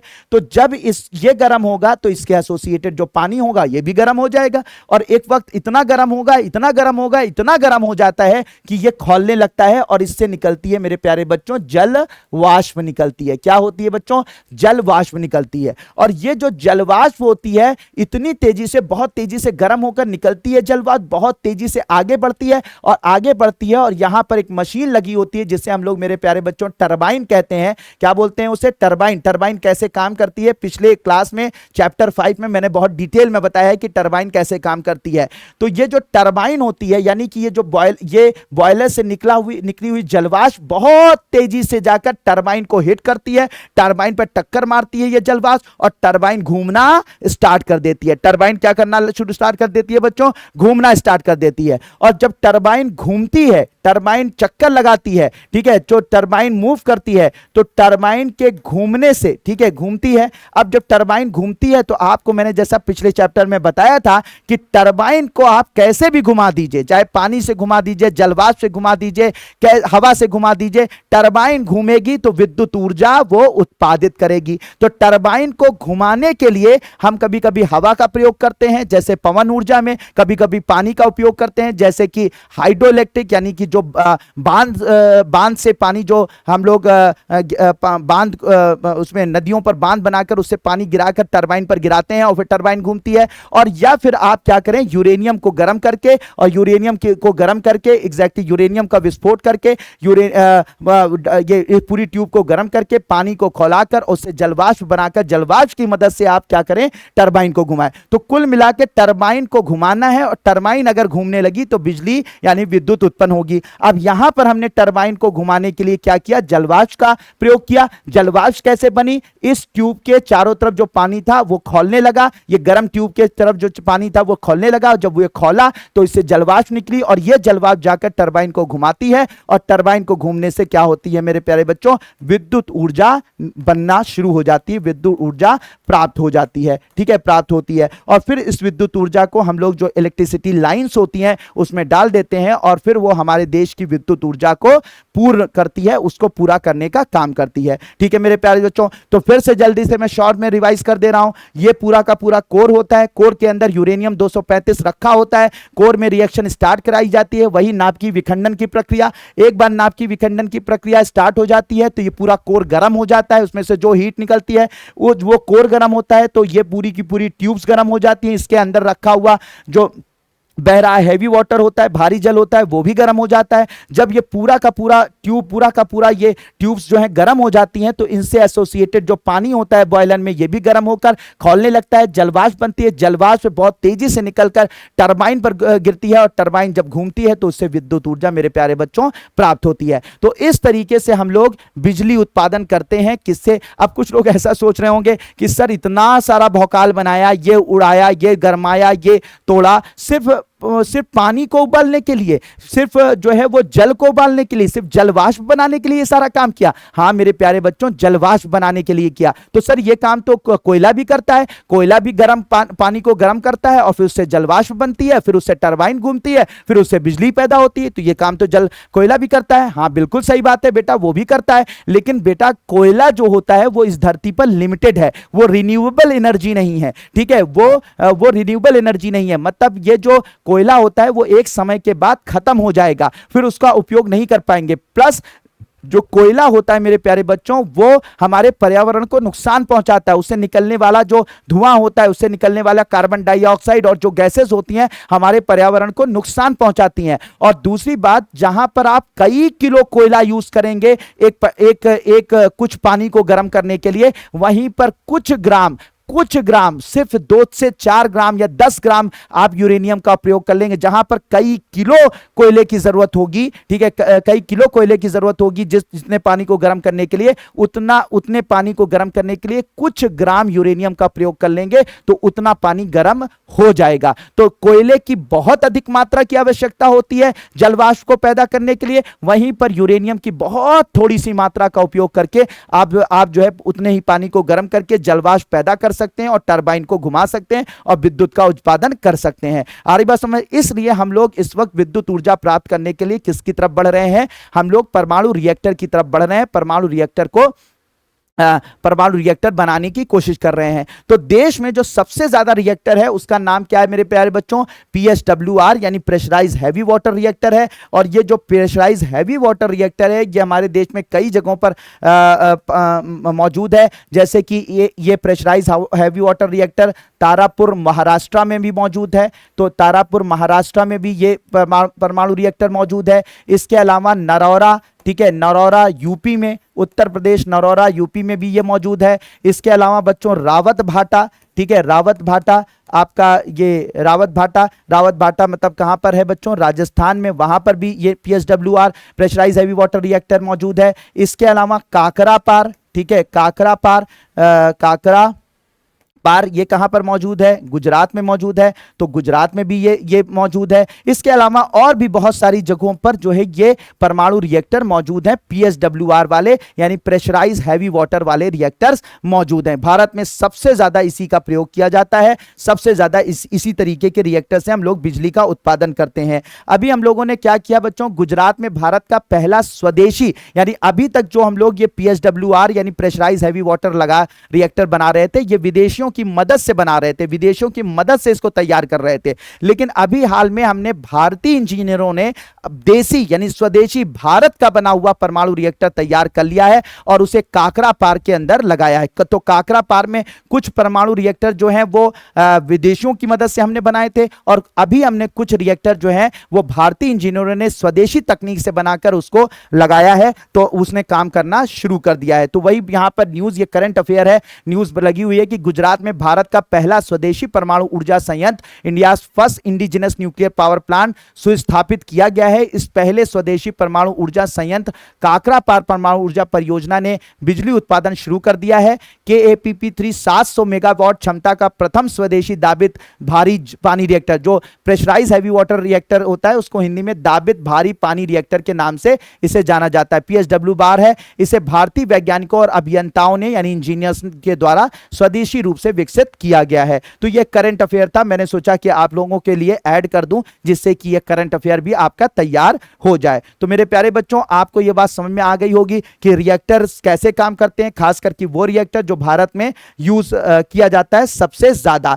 फिर इसके बाद अगर बात करें तो एक दूसरा रिएक्टर भी बहुत इंपॉर्टेंट है मेरे प्यारे बच्चों, जिसको समझना आपके लिए जरूरी है, जो भारत में यूज किया जा रहा है और फ्यूचर यानी भविष्य ऐसे ही रिएक्टर का है और ऐसे रिएक्टर का नाम फास्ट ब्रीडर रिएक्टर कहा जाता है। ऐसे रिएक्टर को क्या कहा जाता है बच्चों? फास्ट ब्रीडर रिएक्टर के नाम से या FBR रिएक्टर के नाम से इसे जाना जाता है। अब ये जो फास्ट ब्रीडर रिएक्टर होता है इसको हम लोग समझने का प्रयास करते हैं, फास्ट ब्रीडर रिएक्टर को जानने का प्रयास करते हैं। ठीक है, अब ये फास्ट ब्रीडर रिएक्टर काम उसी तरह से करेगा, यानी इसमें भी वही होगा। क्या होगा? पानी को जो है पहले कोर गर्म होगा, कोर से फिर उसके बाद वो ट्यूब्स गर्म होंगी, ट्यूब से फिर पानी गर्म होगा, फिर पानी से जलवाष्प निकलेगी, फिर वो टरबाइन घुमाएगी, फिर वो बिजली पैदा करे, सब कुछ वही होगा। लेकिन इसके कोर में एक चेंज होता है और वो कोर में जो चेंज होता है वो बड़ा जबरदस्त होता है, बड़ा मजेदार होता है। मतलब वही बात है, आम के आम गुठलियों के दाम हम निकाल लेते हैं। हम भारतीय हैं ना, हम ये काम करने में माहिर होते हैं, तो हम आम के आम गुठलियों के दाम निकालने में माहिर होते हैं। अब देखिए इसमें क्या खूबसूरती के साथ क्या काम किया जाता है फास्ट ब्रीडर रिएक्टर में। फास्ट ब्रीडर रिएक्टर के अंदर यहां पर हम लोग यूरेनियम 235 जैसे, यूरेनियम जैसे 235 हमने रख दिया, यानी विखंडनीय पदार्थ। याद है ना, अभी आपको विखंडनीय पदार्थ के बारे में बताया था। तो इसके अंदर हम लोग विखंडनीय पदार्थ यानी यूरेनियम 235 जो डायरेक्ट हमें ऊर्जा दे सकता है, उसको हम यहां पर रख देते हैं कोर के अंदर। ठीक है, बात इतनी समझ में आ गई। अब इस कोर के अंदर हमने इसको रख दिया। इसके चारों तरफ, ये जो आपको चारों तरफ का एरिया दिख रहा है, इसके चारों तरफ हम लगा देते हैं अविखंडनीय पदार्थों को। अविखंडनीय पदार्थों में ऐसे पदार्थ जो कि डायरेक्ट हमें ऊर्जा नहीं देते हैं, बल्कि उनको पहले अविखंडनीय से विखंडनीय में बदलना पड़ता है, तब वो विखंडनीय में जब बदल जाते हैं तो हमें ऊर्जा देते हैं। तो इसके चारों तरफ हम कवर कर देते हैं, चारों तरफ हम कवर कर देते हैं अविखंडनीय पदार्थों से। इसको चारों तरफ मेरे प्यारे बच्चों कवर कर देते हैं, किससे? अविखंडनीय पदार्थों से। मान लीजिए यूरेनियम 238 से हमने इसको कवर कर दिया। ये अविखंडनीय पदार्थ है ना, मैंने आपको पढ़ाया था आगे, तो ये अविखंडनीय पदार्थ होता है, तो इससे हम चारों तरफ इसको कवर कर देते हैं। ठीक है भाई, ठीक है, बिल्कुल बात सही। अब होता क्या है कि जब रिएक्शन स्टार्ट होती है और यूरेनियम 235 जब टूटता है, यूरेनियम 235 टूटता है, तो मैंने आपको बताया था यूरेनियम 235 जब टूटेगा तो 3 न्यूट्रॉन निकालेगा, फिर 3 से 9, 9 से 27, इस तरीके से। तो हम लोग नॉर्मली क्या करते थे कि जो एक्स्ट्रा न्यूट्रॉन होते थे उनको पहले मॉडरेटर से स्लो करते थे, मंदक से जो है उसको धीमा करते थे उसकी गति को, और फिर अतिरिक्त न्यूट्रॉनों को हम अवशोषित कर लेते थे, जिससे कि हमारी रिएक्टर में जो रिएक्शन हो वो अनकंट्रोल ना हो, अनियंत्रित ना हो। ठीक है, लेकिन इसमें यह काम नहीं किया जाता। तो सर फिर अगर यह काम नहीं किया जाएगा तो आपने तो बताया था हमारा रिएक्टर ब्लास्ट कर जाएगा, हमारा रिएक्टर अनियंत्रित हो जाएगा, हमारे रिएक्टर में बवाल कट जाएगा, आपने बताया था। तो इसमें क्या होगा अगर उसको इसका मॉडरेटर का उपयोग नहीं करेंगे, मंदक का उपयोग नहीं करेंगे, वो नियंत्रक क्षणों का उपयोग नहीं करेंगे, तब तो हमारे ये न्यूट्रॉन जो है अनकंट्रोल हो जाएंगे, पूरे रिएक्टर को ब्लास्ट कर देंगे। तो बताइए सर क्या होगा? बहुत ही शानदार काम होगा। जरा देखिए होता क्या है कि जब ये यूरेनियम टूटता है तो इससे जो 3 न्यूट्रॉन निकलते हैं इनको हम अवशोषित नहीं करते, इनमें मंदक का प्रयोग ना करके हम इनको अवशोषित नहीं करते, बल्कि इसमें क्या किया जाता है, ये जो 3 जो न्यूट्रॉन निकल रहे हैं, जो इस यूरेनियम के टूटने से न्यूट्रॉन निकल रहे हैं, तीव्र गति के न्यूट्रॉन निकल रहे हैं मेरे प्यारे बच्चों, ये न्यूट्रॉन क्या होता है, ये न्यूट्रॉन जो यूरेनियम के टूटने से निकलते हैं ये हिट करते हैं यूरेनियम 238 को, जो इसके चारों तरफ जिसका हमने कवर बना रखा रखा है। तो यूरेनियम 238 को हिट करते हैं और आपको याद होगा कि मैंने आपको बताया था कृत्रिम तत्व रूपांतरण की प्रक्रिया में जब न्यूट्रॉन हिट करता है एक नॉन फिसाइल मटेरियल को, एक अविखंडनीय पदार्थ को जब हिट करता है तो यह अविखंडनीय पदार्थ किस में बदल जाता है? विखंडनीय पदार्थ में। यानी कि इससे निकलने वाला जो एक्स्ट्रा यानी अतिरिक्त न्यूट्रॉन है उसको हम अवशोषित ना करके बल्कि उस न्यूट्रॉन का उपयोग हम लोग कर लेते हैं यूरेनियम 238 को हिट करने के लिए, जिससे ये यूरेनियम 238 प्लूटोनियम 239 में बदल जाता है बच्चों। प्लूटोनियम 239 में बदल जाता है और फाइनली ये प्लूटोनियम 239 एक विखंडनीय पदार्थ होता है। और इस विखंडनीय पदार्थ को मेरे प्यारे बच्चों हम लोग इकट्ठा कर लेते हैं, कलेक्ट कर लेते हैं और उसको प्लूटोनियम बेस्ड जो रिएक्टर होता है, जो परमाणु रिएक्टर होता है, उसमें परमाणु रिएक्टर के अंदर इसको हम ईंधन की तरह से प्रयोग में ला देते हैं। बात समझ में आई? मतलब क्या हुआ, यूरेनियम 235 से निकलने वाला जो अतिरिक्त न्यूट्रॉन था जो अनियंत्रित होकर हमारी पूरी की पूरी परमाणु जो रिएक्टर थे उसको बर्बाद कर सकता था, उसमें हमने क्या किया, उसी अतिरिक्त न्यूट्रॉन को हमने अवशोषित ना करके बल्कि उसका प्रयोग कर लिया। और प्रयोग किस चीज के लिए किया? अविखंडनीय पदार्थ को यूरेनियम 238 को प्लूटोनियम 239 में बदलने के लिए कर लिया। इससे हमें क्या हो गया कि पता लगा हमारे चेन रिएक्शन अनकंट्रोल्ड भी नहीं हुई, क्योंकि जो एक्स्ट्रा न्यूट्रॉन निकल रहे हैं वो जाकर यूरेनियम 235 को ना हिट करके बल्कि यूरेनियम 238 को हिट कर रहे हैं। उनमें से मैक्सिमम न्यूट्रॉन यूरेनियम 235 को हिट ना करके बल्कि यूरेनियम 238 को हिट कर रहे हैं, जिससे क्या हो रहा है, अविखंडनीय पदार्थ यूरेनियम 238 से प्लूटोनियम 239 में बदल जा रहा है, कृत्रिम तत्व रूपांतरण हो जा रहा है और आपको एक नया ईंधन, एक नया फ्यूल मिल जा रहा है, जिसका प्रयोग जो है वो आगे आप किसी रिएक्टर में फिर से परमाणु ऊर्जा प्राप्त करने के लिए कर सकते हैं, क्योंकि प्लूटोनियम जो है एक त्वरित ऊर्जा देता है, एक विखंडनीय पदार्थ है और उसकी मदद से आप ऊर्जा प्राप्त कर सकते हैं। तो एक तरफ क्या हो गया बच्चों, आपके जो एक्स्ट्रा न्यूट्रॉन निकल रहे थे उससे, जो एक्स्ट्रा न्यूट्रॉन की वजह से जो एक डर था कि हमारा परमाणु रिएक्टर ब्लास्ट ना कर जाए, वो भी नहीं होगा, क्योंकि वो जो एक्स्ट्रा न्यूट्रॉन निकल रहे हैं उसका अवशोषण ना करके बल्कि उसका प्रयोग यूरेनियम से प्लूटोनियम में बदलने में कर लिया जा रहा है। और दूसरा, एक तो आपकी पूरी की पूरे रिएक्टर की चेन रिएक्शन भी कंट्रोल हो गई, श्रृंखला अभिक्रिया भी कंट्रोल हो गई, और दूसरा आप जो है एक नए प्रकार का ईंधन भी प्राप्त कर ले रहे हैं, तो यह भी काम हो जा रहा है। तो इस रिएक्टर की खास बात क्या होती है मेरे प्यारे बच्चों, कि आप जितना ईंधन प्रयोग करते हैं, जरा सोचिए, आप जितना ईंधन यहां पर प्रयोग कर रहे हैं यूरेनियम 235 की तरह से, उससे ज्यादा ईंधन जो है प्राप्त कर रहे हैं। कहां पे ईंधन प्राप्त कर रहे हैं? किस रूप में? प्लूटोनियम 239 के रूप में। तो जरा सोचिए मेरे प्यारे बच्चों, क्या जबरदस्त हमने दिमाग लगाया। ठीक है, दिमाग लगाया कि जितना ईंधन हम प्रयोग कर रहे हैं यूरेनियम 235 की तरह से, उससे ज्यादा ईंधन हमने प्राप्त कर लिया प्लूटोनियम 239 के रूप में। ठीक है, तो इस रिएक्टर की खास बात यह होती है कि यह रिएक्टर क्या करता है, जितना ईंधन प्रयोग करता, एक तो हमने ईंधन इसमें उपयोग किया, इससे बिजली भी पैदा कर ली, ठीक है, बिजली भी पैदा कर ली, अपनी विद्युत भी पैदा कर ली और साथ ही साथ नया ईंधन भी प्राप्त कर लिया। तो इसमें इस रिएक्टर के अंदर जितना ईंधन प्रयोग में लाया जाता है उससे ज्यादा ईंधन हम प्राप्त कर लेते हैं प्लूटोनियम 239 के रूप में। दूसरा क्या होता है मेरे प्यारे बच्चों, इसके अंदर हम लोग मंदक जैसी चीजों का प्रयोग नहीं करते, तो इसमें मंदक का प्रयोग नहीं होता। ठीक है, क्योंकि जरूरत ही नहीं है, मंदक का प्रयोग नहीं होता, इसके अंदर मंदक का प्रयोग हम नहीं करते हैं। साथ ही साथ इसमें कूलेंट की तरह से, यानी इसमें शीतलक की तरह से या कूलेंट की तरह से हम जिस चीज का प्रयोग करते हैं बच्चों, कूलेंट की तरह से जिस चीज का प्रयोग करते हैं वो होता है तरल सोडियम। इसमें तरल सोडियम का प्रयोग हम लोग करते हैं कूलेंट की तरह से, यानी इसको ठंडा करने के लिए, इसको कूल डाउन करने के लिए रिएक्टर इसका प्रयोग करते हैं। तो क्या सर, इतना जबरदस्त जो रिएक्टर है जहां पर हम जितना ईंधन प्रयोग कर रहे हैं उससे ज्यादा ईंधन प्राप्त कर रहे हैं, क्या इस तरीके का रिएक्टर भारत में मौजूद है? हाँ मेरे प्यारे बच्चों, ऐसा ईंधन भारत में मौजूद है। भारत में ये ईंधन जो है वो मौजूद है, आपका जो ईंधन मौजूद है वो है कलपक्कम में। कहां पर बच्चों? कलपक्कम में मौजूद है। कलपक्कम कहां पर मौजूद है बच्चों? तमिलनाडु में मौजूद है।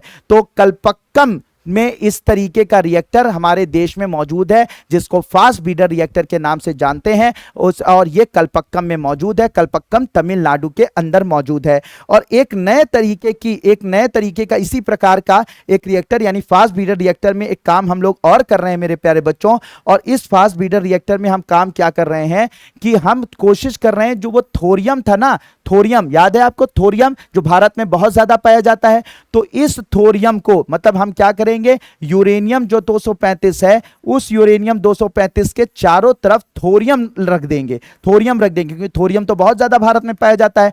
तो यूरेनियम 235 जब जलेगा, जब ये टूटेगा, तो इससे जो न्यूट्रॉन निकलेंगे, तो ये थोरियम को किस में बदल देंगे, यूरेनियम 233 में बदल देंगे। तो इस तरीके के रिएक्टर पर भी हम काम कर रहे हैं। अभी हम जो रिएक्टर कलपक्कम में मौजूद है, वहां पर कलपक्कम में हम क्या कर रहे हैं, यूरेनियम 238 को, जो कि अविखंडनीय है, उसे हम प्लूटोनियम 239 में परिवर्तित कर रहे हैं। तो वो काम कलपक्कम के रिएक्टर के अंदर हो रहा है। लेकिन हम वहीं पर कलपक्कम में ही एक रिएक्टर हमने बनाया हुआ है, एक एक्सपेरिमेंटल रिएक्टर है, एक अनुसंधान रिएक्टर है, एक अनुसंधान और विकास के लिए, रिसर्च और डेवलपमेंट के लिए रिएक्टर हमने बनाया है, जिसमें हम कोशिश कर रहे हैं यूरेनियम 235 को फ्यूल की तरह से यूज करें और इससे निकलने वाले जो एक्स्ट्रा न्यूट्रॉन है वो थोरियम को हिट करके थोरियम को यूरेनियम 233 में बदल दें। अब इससे क्या होगा, थोरियम तो हमारे पास भंडार भरा पड़ा हुआ है, और अगर इस भंडार का उपयोग यानी थोरियम का उपयोग यूरेनियम 233 जैसे फ्यूल यानी ईंधन को बनाने में हो जाता है तो फिर बल्ले ही बल्ले, तब तो मौज ही मौज हो जाएगी,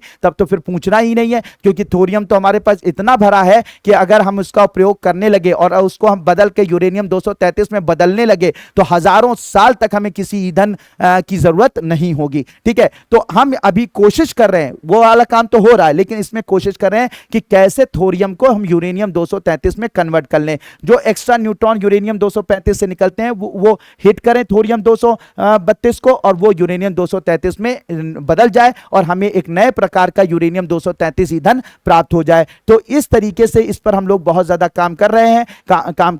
देखिए, चीजें इतनी आसान नहीं होती है। आपको लगता होगा बस ऐसे हिट करेंगे और ऐसे बदल जाएगा, सब एक प्रक्रिया होती है, उसको नियंत्रित तरीके से करना होता है, सब प्रोसेस में एक टेक्निकल जो है एक्सपर्टीज की जरूरत होती है। तो सारा काम हम लोग आराम से करें जिससे कि किसी तरीके की मिस हैपनिंग ना हो। तो इसके लिए हम कंट्रोल्ड वे में ये सारा काम करते हैं। तो इसी वजह से चीजों में थोड़ा सा हमें वक्त लगता है, थोड़ा सा हमें समय देना पड़ता है। तो पहले हमने यूरेनियम 238 को प्लूटोनियम 239 में बदलना सीख लिया, वहां पर यह काम हो रहा है। अब हम कोशिश कर रहे हैं कि थोरियम 232 थोरियम 232 को यूरेनियम 233 में बदलकर इससे यूरेनियम 233 ईंधन प्राप्त करें। तो इसके लिए हम लोगों ने एक रिसर्च और डेवलपमेंट बेस्ड रिएक्टर बनाया है, जिसका नाम रखा है कामिनी। क्या रखा है बच्चों? कामिनी नाम रखा है। कामिनी का फुल फॉर्म है, कामिनी कोई अप्सरा का नाम नहीं है, बल्कि कामिनी के फॉर कलपक्कम, ठीक है, कलपक्कम, और ये MINE फॉर मिनी, ठीक है, मिनी। तो कलपक्कम मिनी रिएक्टर, इसका फुल फॉर्म है कलपक्कम मिनी रिएक्टर। तो कामिनी रिएक्टर भी कलपक्कम में मौजूद है, जहां पर थोरियम को यूरेनियम 233 में बदलने की कोशिश की जा रही है। तो होप मेरे प्यारे बच्चों ये सारी की सारी बातें आप लोगों को समझ में आ गई होंगी, ये कहां ये कैसे है, किस तरीके से और किस प्रकार काम कर रहा है। अब देखो, अगर मैं कुछ डेटा पर जाऊं मेरे प्यारे बच्चों, तो भारत में परमाणु ऊर्जा जो प्राप्त की जाती है वो 5वां सबसे बड़ा स्रोत है परमाणु ऊर्जा प्राप्त करने का। ठीक है, कोयला सबसे नंबर 1 पर, जो अभी भी भारत में कोयले से सबसे ज्यादा विद्युत ऊर्जा प्राप्त की जाती है। दूसरे नंबर पर गैस से ऊर्जा, वही कोयले से हम गर्म करके, पानी को गर्म करके उससे जो है वो जलवाष्प बनाकर और विद्युत ऊर्जा प्राप्त करते हैं, टरबाइन घुमा के विद्युत ऊर्जा प्राप्त करते हैं। ऐसे ही गैस से, फिर पन बिजली, वही पानी से बिजली, और उसके बाद पवन ऊर्जा से, और फिर 5वें नंबर पर आता है हमारा जो है परमाणु ऊर्जा। तो परमाणु ऊर्जा भारत में 5वां सबसे बड़ा स्रोत है विद्युत ऊर्जा का। नवंबर 2020 तक भारत के 7 परमाणु ऊर्जा संयंत्रों में 23 परमाणु रिएक्टर जो है काम कर रहे हैं, जिनकी कुल स्थापित क्षमता 7480 मेगावाट है। परमाणु ऊर्जा ने भारत में कुल बिजली उत्पादन का कुल 3.11% योगदान दिया है। 8000 मेगावाट की संयुक्त उत्पादन क्षमता के साथ 10 और परमाणु रिएक्टर जो है निर्माणाधीन है। तो ये कुछ फैक्ट था जिसको आप लोग नोट कर लीजिएगा, ठीक है, मैंने इसको बता दिया आप लोगों को। तो होप मेरे प्यारे बच्चों आपको कैसे परमाणु ऊर्जा से, विखंडन से कैसे ऊर्जा प्राप्त की जाती है यह आपको समझ में आ गया होगा। अब दूसरा जो तरीका है परमाणु ऊर्जा प्राप्त करने का मेरे प्यारे बच्चों, वो है नाभिकीय संलयन की प्रक्रिया, या इसे न्यूक्लियर फ्यूजन बोलते हैं। क्या बोलते हैं बच्चों? न्यूक्लियर फ्यूजन की प्रक्रिया या नाभिकीय संलयन की प्रक्रिया के इस नाम से इसे जाना जाता है। अब ये जो नाभिकीय संलयन की प्रक्रिया होती है, इसमें क्या होता है, मैंने जैसे आपको बताया था कि दो छोटे एटम यानी दो छोटे परमाणु आपस में फ्यूज करते हैं, और जब वो फ्यूज होकर यानी कि जुड़कर आपस में एक बड़ा परमाणु बनाते हैं, और फिर उससे ऊर्जा जो प्राप्त होती है उसे हम लोग संलयन ऊर्जा या फ्यूजन एनर्जी के रूप में जानते हैं। अब इसमें किस चीज का प्रयोग किया जाता है इसको समझने की कोशिश कीजिएगा। तो इसमें इस तरीके की फ्यूजन एनर्जी को प्राप्त करने के लिए हम हाइड्रोजन के दो समस्थानिकों का प्रयोग करते हैं। एक 1s2 होता है और दूसरा होता है मेरे प्यारे बच्चों 1h3। यानी हाइड्रोजन के 3 समस्थानिक होते हैं ना, 3 टाइप होते हैं, तो इनमें से 2 का प्रयोग हम लोग करते हैं, 1h2 और 1h3 का प्रयोग किया जाता है। ठीक है, 1h2 और 1h3 यानी कि ये जो ड्यूट्रियम कहा जाता है, इसे ट्रिटियम कहा जाता है। तो ये हाइड्रोजन की ये जो दोनों समस्थानिक होते हैं, ये जब आपस में जुड़ते हैं, आपस में जब फ्यूज होते हैं, जब आपस में कोलाइड करते हैं यानी जुड़ते हैं, तो इससे बनता है मेरे प्यारे बच्चों हीलियम बनता है। क्या बनता है? हीलियम बनता है, प्लस एक न्यूट्रॉन निकलता है और प्लस ह्यूज अमाउंट ऑफ ऊर्जा यानी बहुत ज्यादा ऊर्जा निकलती है, और फिर इसी ऊर्जा की मदद से हम लोग विद्युत उत्पादन कर सकते हैं। विद्युत उत्पादन कैसे? इसी ऊर्जा की मदद से हम लोग जल को गर्म कर सकते हैं, यानी पानी को गर्म कर सकते हैं, फिर इससे जलवाष्प पैदा कर सकते हैं, और फिर जलवाष्प की मदद से हम लोग क्या कर सकते हैं? टरबाइन को घुमा सकते हैं, और फिर टरबाइन को घुमाकर हम लोग इसकी मदद से विद्युत ऊर्जा प्राप्त कर सकते हैं। ठीक है, विद्युत ऊर्जा प्राप्त कर सकते हैं। अब क्या हो गया कि हाइड्रोजन के ये जो दोनों समस्थानिक है, फिर से देख लीजिए, हाइड्रोजन के जो दोनों समस्थानिक है जब आपस में जुड़ते हैं तो इनके जुड़ने से ये हीलियम में बदल जाते हैं, और हीलियम में बदलकर फिर खूब सारी ऊर्जा उत्पादित करते हैं, और फिर इस ऊर्जा से हम लोग विद्युत ऊर्जा प्राप्त कर सकते हैं। आ रही बात समझ में? ये विद्युत ऊर्जा यानी कि हाइड्रोजन से जो हमें हाइड्रोजन की ये जो संलयन प्रक्रिया है यानी कि फ्यूजन प्रक्रिया है, इससे इतनी ज्यादा विद्युत हम इतना ज्यादा इससे ऊर्जा प्राप्त कर सकते हैं कि अगर माना जाए तो अगर आप 40 टन अगर आप कोयला जलाते हैं, तो जितना 40 टन कोयला जलाकर, 40 टन में बात कर रहा हूं बच्चों, इमेजिन करिएगा, तो 40 टन जो कोयला जलाने पर जितना ऊष्मा निकलती है, जितनी ऊर्जा निकलती है, फिर उससे जितना आप जल को गर्म करके जलवाष्प बनाकर टरबाइन घुमाते हैं, ठीक है, घुमाते हैं, 40 टन कोयले का जो प्रयोग करते हैं, अगर जितनी बिजली आप पैदा करते हैं 40 टन कोयले से, उसकी बराबरी करने के लिए जानते हैं सिर्फ और मात्र हाइड्रोजन का 1 ग्राम उसकी बराबरी कर लेता है। मतलब समझ रहे हैं? मतलब ये आप समझिए कि 40 टन कोयला जलाकर जितनी विद्युत आप प्राप्त करते हैं, सिंपल भाषा में समझिएगा कि 40 टन कोयला जलाकर जो आप विद्युत प्राप्त करते हैं, वो मात्र 1 ग्राम हाइड्रोजन को अगर आप फ्यूज कर दीजिए, उनका संलयन करा दीजिए, इस प्रक्रिया को करा दीजिए, 1 ग्राम हाइड्रोजन को संलयित करा दीजिए, संलयन प्रक्रिया करा दीजिए, तो उससे उतनी ऊर्जा प्राप्त हो जाएगी जो 40 टन कोयले के जलाने पर प्राप्त होती है। सर ये बात समझिए कितनी ऊर्जा है। तो सर ये तो बहुत ज्यादा है, 40 टन कोयला जलाएं और वहां पर 1 ग्राम हाइड्रोजन, एक समझ लो कि वो रेत के कण के बराबर हाइड्रोजन का प्रयोग कर लें तो उतनी विद्युत ऊर्जा हम प्राप्त कर सकते हैं जितना हम 40 टन कोयला जला के करते हैं। तो ये तो बहुत ज्यादा है सर, बहुत ज्यादा। तो फिर हम क्यों नहीं कर पा रहे हैं? इसलिए नहीं कर पा रहे हैं मेरे प्यारे बच्चों, अगर कर पाते तो फिर तो सारी चीजें खत्म करके हम इसी पर बेस्ड हो गए होते ना, लेकिन आखिर क्यों नहीं कर पा रहे हैं? क्या ऐसा कारण है? तो होता क्या है मेरे प्यारे बच्चों कि हाइड्रोजन के इन दोनों समस्थानिकों को आपस में जोड़ने के लिए आपको क्या करना पड़ता है? इनको एक पदार्थ की चौथी अवस्था में बदलना पड़ता है। और पदार्थ की ये जो चौथी अवस्था होती है इसे हम लोग प्लाज्मा कहते हैं। क्या बोलते हैं? प्लाज्मा के नाम से जानी जाती है।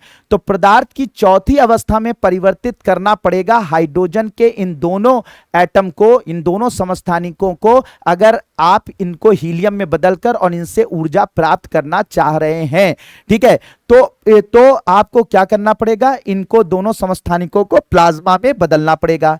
और प्लाज्मा में बदलने के लिए चौथा जो स्टेट होता है मैटर का, प्लाज्मा कहलाता है। यह आयनिक मतलब स्थिति होती है किसी भी पदार्थ की। जैसे ठोस होता है, गैस होता है, और ठोस होता है, द्रव होता है और गैस होती है। तीन अवस्था होती है किसी पदार्थ की। चौथी अवस्था जो होती है प्लाज्मा होती है। तो ये प्लाज्मा में इसको पहले बदला जाएगा, तब वो हीलियम में बदलेगी, तब वो ऊर्जा प्राप्त होगी, तब हमें विद्युत प्राप्त होगी। अब प्लाज्मा में इसको बदलने के लिए जानते हो हमें जो टेम्परेचर देना पहले पड़ता है, इनिशियल जो टेम्परेचर देना पड़ता है वो देना पड़ता है 150 डिग्री सेल्सियस। तो सर क्या दिक्कत क्या है?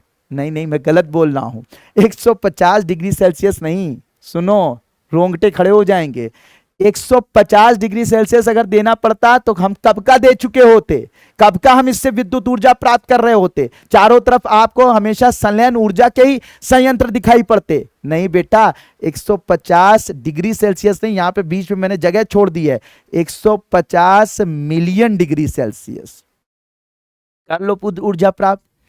मतलब अगर इस धरती पर आपको संलयन ऊर्जा करानी है तो आपको जो संलयन कराने के लिए हाइड्रोजन को जो ऊर्जा देनी पड़ेगी, हाइड्रोजन को प्लाज्मा में हाइड्रोजन के दोनों आइसोटोप को बदलने, आइसोटोप को आपस में जोड़ने के लिए, संलयित कराने के लिए जो ऊर्जा देनी पड़ेगी, यानी जो ऊष्मा देनी पड़ेगी वो या टेम्परेचर देना पड़ेगा, वो लगभग 150 मिलियन डिग्री सेल्सियस का होता।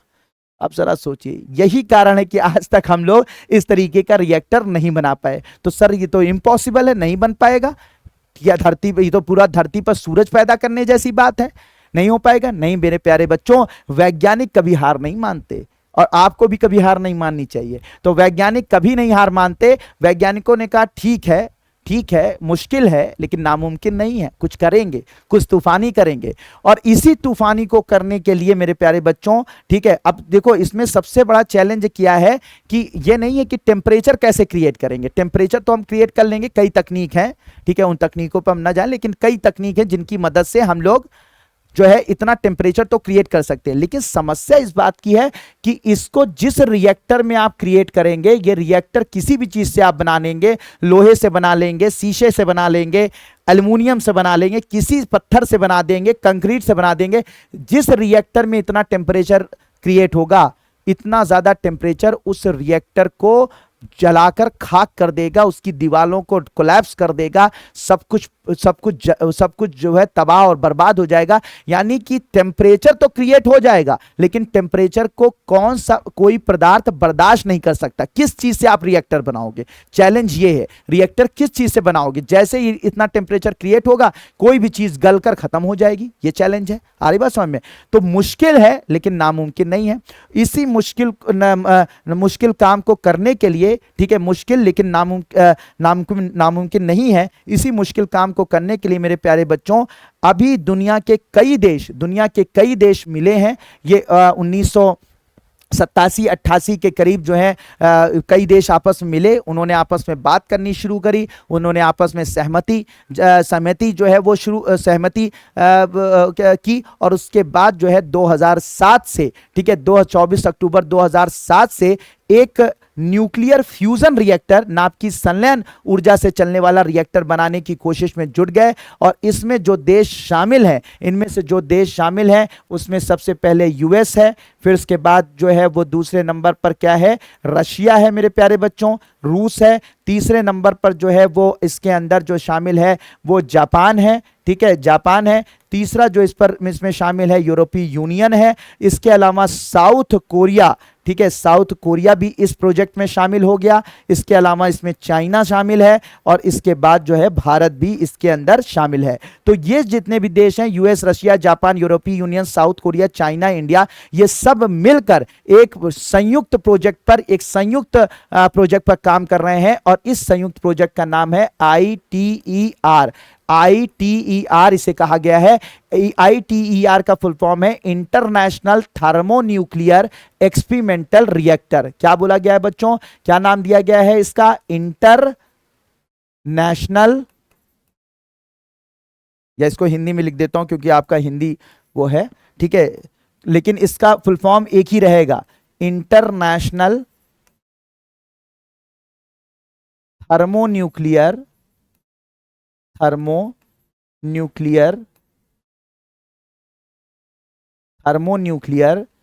एक्सपेरिमेंटल, ठीक है, एक्सपेरिमेंटल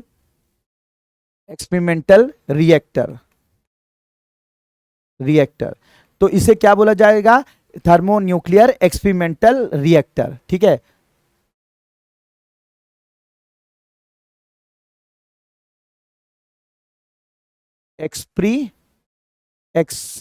एक्सपेरिमेंटल रिएक्टर, ठीक है। तो इंटरनेशनल थर्मोन्यूक्लियर एक्सपेरिमेंटल रिएक्टर इसका नाम दिया गया है। इसे कहां पे बनाया जा रहा है बच्चों, फ्रांस में बनाया जा रहा है।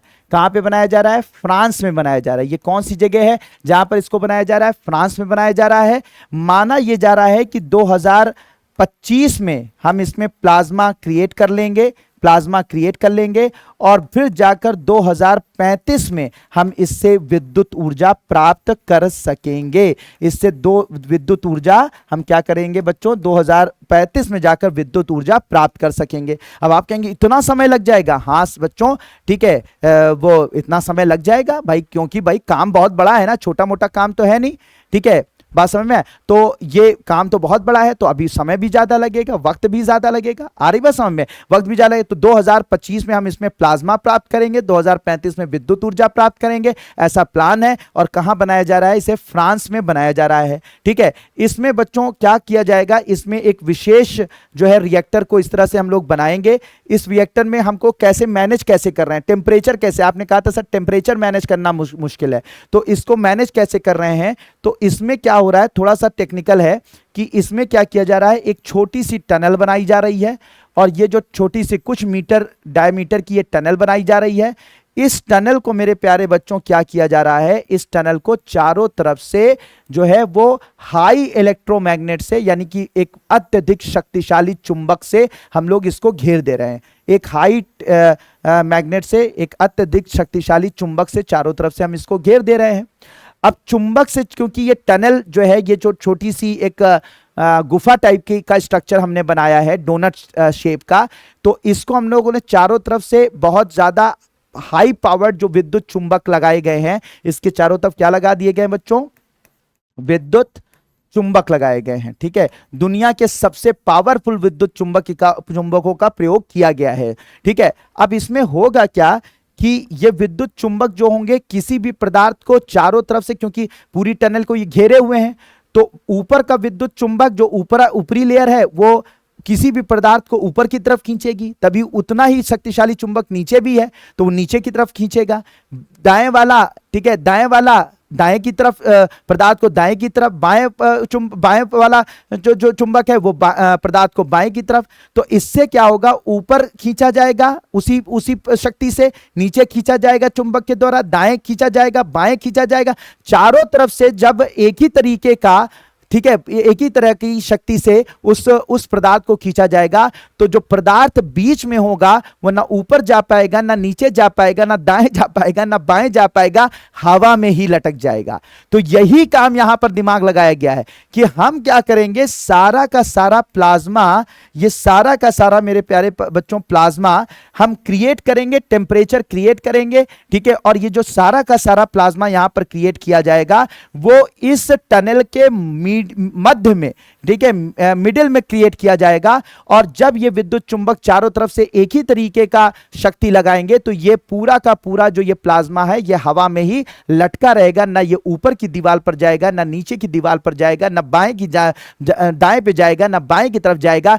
फाइनली ये प्लाज्मा हवा में ही क्रिएट हो जाएगा, मिडिल में ही क्रिएट हो जाएगा। और जब ये प्लाज्मा, इतना हाई टेम्परेचर का प्लाज्मा जब दीवारों पर लगेगा ही नहीं, तो दीवार जो है वो कोलैप्स करेगी ही नहीं, ठीक है, दीवार को कोई नुकसान पहुंचेगा नहीं। और बाकी इस पूरी दीवारों को कूल किया जाता रहेगा, ठंडा किया जाता रहेगा कूलेंट की मदद से, जिससे ये दीवारें ठंडी रहे और बाहर इसकी हीट ना जाने पाए। आ रही बात समझ में? तो कुल मिलाकर मेरे प्यारे बच्चों, ये जो प्लाज्मा क्रिएट किया जाएगा, ये प्लाज्मा कहां पर क्रिएट किया जाएगा? मिडिल में, यानी कि इस की दीवारों से लगने ही नहीं दिया जाएगा, बल्कि इसको विद्युत चुंबक के जरिए क्या होगा, इसको बीच में बिल्कुल मिडिल में क्रिएट कर लिया जाएगा। और फाइनली जो है ये जो है टनल में ये प्लाज्मा क्रिएट होगा। अब प्लाज्मा क्रिएट होगा, दीवार को भी नुकसान नहीं पहुंचेगा क्योंकि ये दीवारों से लगी नहीं रहा है, तो बीच में क्रिएट हो रहा है, लेकिन ये हीट तो प्रोड्यूस करेगा, हीट तो प्रोड्यूस करेगा, यानी कि ये ऊष्मा तो प्रोड्यूस करेगा। अब उस ऊष्मा को हम लोग प्रयोग कर लेंगे पानी को गर्म करने के लिए। कैसे करेंगे? कैसे करेंगे बच्चों, उसको ध्यान से देखिएगा। हम लोग क्या करेंगे, थोड़ी थोड़ी दूरी पर यहां पर टनल्स, वो ट्यूब्स बनाएंगे, और ये जो ट्यूब्स होंगी, इन ट्यूब्स में इधर की तरफ से मान लीजिए पानी जाएगा। अब इधर से पानी इधर से जाएगा और इस प्लाज्मा से टच नहीं करेगा, लेकिन प्लाज्मा से हीट जो निकलेगी, हीट निकलेगी, वो हीट जो है इस ट्यूब को गर्म करेगी। और ट्यूब के अंदर क्योंकि बह रहा है पानी, तो जब ये ट्यूब गर्म होगी तो ये पानी भी गर्म होगा, और जब ये पानी गर्म होगा तो गर्म होकर खौलने लगेगा। खौलने के बाद जब इधर से निकलेगा तो क्या निकलेगी? जलवाष्प निकलेगी। और ये जो जलवाष्प होगी, यहीं पर जल टरबाइन लगाई जाएगी, तो यहां से पानी डाला जाएगा, और ये जो प्लाज्मा जो बीच में क्रिएट हुआ है, इससे निकलने वाली जो हीट होगी, रेडिएशन होगा, इसको टच तो नहीं करेगी, लेकिन इसके रेडिएशन की मदद से ये पानी पूरा गर्म हो जाएगा और गर्म होकर खौलने लगेगा। फिर इससे जो जलवाष्प निकलेगी, ये जलवाष्प बहुत तेजी से आकर टरबाइन पर गिरेगी, और ये जो टरबाइन होगी मेरे प्यारे बच्चों, ये घूमना शुरू करेगी जलवाष्प की मदद से, और फिर विद्युत ऊर्जा प्राप्त हो जाएगी। तो ये कॉन्सेप्ट है, और इस कॉन्सेप्ट को, इस टेक्नोलॉजी को टोकामैक तकनीक के नाम से जाना जा रहा है। इसे क्या बोला जा रहा है? टोकामैक तकनीक के नाम से जाना जा रहा है, जिसमें हम एक टनल के बीच में, मध्य में प्लाज्मा क्रिएट करेंगे, और उस प्लाज्मा की हीट यानी कि उसकी ऊष्मा की मदद से हम पानी को गर्म करके जलवाष्प पैदा करके और उससे बिजली का उत्पादन कर सकते हैं। और इसमें बहुत छोटी सी मात्रा में, खास बात इसकी क्या होगी, बहुत छोटी सी मात्रा में हम हाइड्रोजन के अणुओं का प्रयोग, परमाणुओं का प्रयोग करेंगे, ठीक है, परमाणुओं का प्रयोग करेंगे, और उतने ही परमाणु से, बहुत छोटी मात्रा में उन परमाणुओं की मदद से उतनी विद्युत ऊर्जा हम प्राप्त कर लेंगे जितना हम हजारों टन कोयले से प्राप्त करते हैं। तो बच्चों, यहां पर यह दिमाग टोकामैक तकनीक यूज की जा रही है, और यह फ्यूचर की तकनीक है जिसकी मदद से भविष्य में विद्युत ऊर्जा प्राप्त की जा सकेगी। तो है ना यूनिक तकनीक। होप कि मेरे प्यारे बच्चों आपको समझ में आ गया होगा कि प्लाज्मा कहां क्रिएट किया जाएगा, और प्लाज्मा जब क्रिएट किया जाएगा तो क्यों यह दीवारों को नुकसान नहीं पहुंचाएगा, क्योंकि ये दीवारों से लगेगा ही नहीं। दीवारों से क्यों नहीं लगेगा? क्योंकि जो इसमें इलेक्ट्रोमैग्नेट या विद्युत चुंबकों का प्रयोग किया गया है, विद्युत चुंबक जो होंगे वो पूरे प्लाज्मा को बीच में, मिडिल में ही तैरा देंगे, मिडिल में ही इसको फ्लोट करा देंगे, इसको दीवार से लगने नहीं देंगे। लेकिन इस प्लाज्मा से निकलने वाली जो हीट होगी, ऊष्मा होगी, उसकी मदद से हम जल को गर्म करके जलवाष्प बनाकर विद्युत ऊर्जा प्राप्त कर सकेंगे। ठीक है, तो होप मेरे प्यारे बच्चों ये सारी की सारी बातें आपको समझ में आ गई होंगी। तो इसी तरीका का मेरे बच्चों प्रयास जो है वो ITER, इंटरनेशनल थर्मोन्यूक्लियर एक्सपेरिमेंटल, ठीक है, एक्सपेरिमेंटल रिएक्टर के अंदर किया जा रहा है, जो 2035 तक बनकर तैयार होगा। वहां से विद्युत ऊर्जा प्राप्त होगी, और इसमें ये सारे के सारे देश मेरे प्यारे बच्चों शामिल हैं। तो संलयन ऊर्जा इस तरीके से प्राप्त की जा रही है। इस तरीके के आप लोग बच्चों न्यूज देखते होंगे, तो असल में ये न्यूज, जैसे ये न्यूज आप लोग देखते होंगे कि दुनिया का सबसे शक्तिशाली चुंबक फ्रांस में दिखाएगा जलवा, धरती के मैग्नेटिक फील्ड से 2,80,000 गुना ज्यादा है ताकत, सूर्य से 10 गुना गर्म 35 देश 17 खरब लगाकर बना रहे हैं नया सूरज,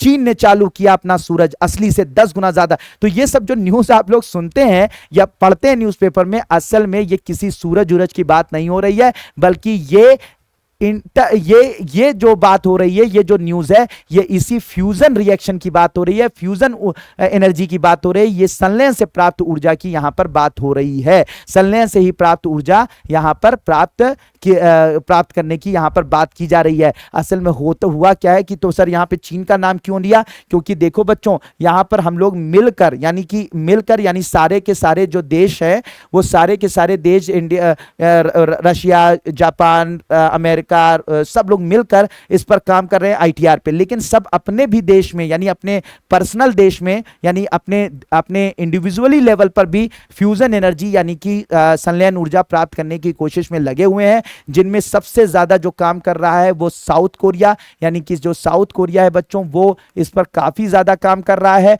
इसके अलावा इस पर काम कर रहा है चाइना, सबसे ज्यादा आगे तो यही चाइना है। इसके अलावा यूके भी काम कर रहा है और इसके अलावा जो है वो यूएस भी काम कर रहा है। इसके अलावा अगर बात की जाए तो भारत भी इस पर काम कर रहा है, इंडिया भी इस पर अपना पर्सनल लेवल पर काम कर रहा है। अब पर्सनल लेवल पर अगर काम कर रहा है तो सर क्या कोई ऐसा रिएक्टर हमने बनाया है? नहीं, पूरी तरीके से नहीं, लेकिन काफी हद तक इस तरीके का टोकामैक रिएक्टर, टोकामैक टेक्नोलॉजी से बना हुआ रिएक्टर बनाने की हमने कोशिश करी है। तो भारत में जो टोकामैक रिएक्टर बनाने की कोशिश की गई है, ठीक है, वो बनाने की कोशिश की गई है institute of plasma research Gandhinagar Gujarat में। कहां पर की गई है? गांधीनगर गुजरात में। भारत में एक टोकामैक बेस, जैसा मैंने आपको बताया था, तो ऐसा टोकामैक बेस एक रिएक्टर बनाने की कोशिश की जा रही है, ठीक है। उस पर कुछ हमने सफलता भी अर्जित कर ली है, काफी हद तक उसमें सफलता भी अर्जित कर ली है। हम लोगों ने लगभग जो है वो 100 मिलियन डिग्री सेल्सियस का टेम्परेचर भी कुछ माइक्रो सेकेंड के लिए उसको उत्पन्न भी कर लिया है। और ये काम कहां पे किया जा रहा है? आईपीआर यानी institute of plasma research Gandhinagar Gujarat में ये काम किया जा रहा है। और यहां पर जो रिएक्टर हम लोग हमने बनाया है, जिस पर हम लोग थोड़ा बहुत हम लोग प्लाज्मा क्रिएट कर पाए हैं, थोड़ा बहुत जो हम इस पर काम कर रहे हैं, तो जिस रिएक्टर के अंदर, जिस टोकामैक रिएक्टर के अंदर हम गांधीनगर गुजरात में ये काम कर रहे हैं, उस रिएक्टर का नाम मेरे प्यारे बच्चों है आदित्य। क्या नाम है बच्चों? आदित्य। तो याद रखिएगा, आदित्य नाम का रिएक्टर, टोकामैक रिएक्टर, ठीक है। टोकामैक जो टेक्नोलॉजी मैंने बताई, जो आपका वो पूरी चीज तरीका बताया, तो उसी तरीके की टोकामैक टेक्नोलॉजी से एक रिएक्टर भारत ने बनाया है जिसका नाम आदित्य है। और ये कहां बनाया गया है? Institute of plasma research Gandhinagar Gujarat में बनाया गया है, जिसमें कुछ माइक्रो सेकेंड के लिए हमने 100 मिलियन डिग्री सेल्सियस का टेम्परेचर क्रिएट कर लिया है। बाकी चाइना वगैरह ने 120 मिलियन डिग्री सेल्सियस कई सेकंड के लिए क्रिएट किया है। इसके अलावा यूके ने भी अभी बड़ा जबरदस्त कारनामा किया। अभी हाल फिलहाल में यूके में ये आया है। यूके का एक रिएक्टर है, यही फ्यूजन बेस्ड रिएक्टर है जिसका नाम जेट रिएक्टर है, तो उसने वर्ल्ड रिकॉर्ड हासिल किया। अभी ये 8 फरवरी 2024 की न्यूज है, जिसमें यूके का ये जो जेट रिएक्टर है, जिसका फुल फॉर्म है ज्वाइंट यूरोपियन टॉरस, ठीक है, ये यूके का है, यानी कि हमारे ग्रेट ब्रिटेन का है, यूनाइटेड किंगडम का है। तो वहां पर जो ये फ्यूजन बेस्ड रिएक्टर है, यानी नाभ की संलयन से चलने वाला जो रिएक्टर है, ज्वाइंट यूरोपियन टॉरस जिसका नाम है, तो इसने वहां पर मेरे प्यारे बच्चों अभी हाल में, ठीक है, हाल में उसने जो है वो 5.2 सेकंड के लिए इसने जो है लगभग 150 मिलियन डिग्री सेल्सियस के टेम्परेचर पर प्लाज्मा क्रिएट करके और उससे विद्युत प्राप्त कर ली। ये पहली बार हुआ दुनिया में। सबसे एडवांस काम किया है यूके ने, जहां पर जेट नाम का एक फ्यूजन बेस्ड संलयन आधारित ऊर्जा रिएक्टर है, जिसे ज्वाइंट यूरोपियन टॉरस कहा गया है। वहां पर 5.2 सेकंड के लिए 150 मिलियन डिग्री सेल्सियस का टेम्परेचर प्लाज्मा क्रिएट किया गया और उसकी मदद से जो विद्युत प्राप्त की गई वो 69 मेगा जूल थी। यानी और ये कितनी से 5.2 सेकंड के अंदर 69 मेगा जूल ऊर्जा प्राप्त की है। सिर्फ 5.2 सेकंड के अंदर 0.2 मिलीग्राम हाइड्रोजन को यूज किया है। जरा सोचिए मेरे प्यारे बच्चों, सिर्फ 0.2 मिलीग्राम, 1 ग्राम भी नहीं बल्कि 0.2 मिलीग्राम हाइड्रोजन का प्रयोग करके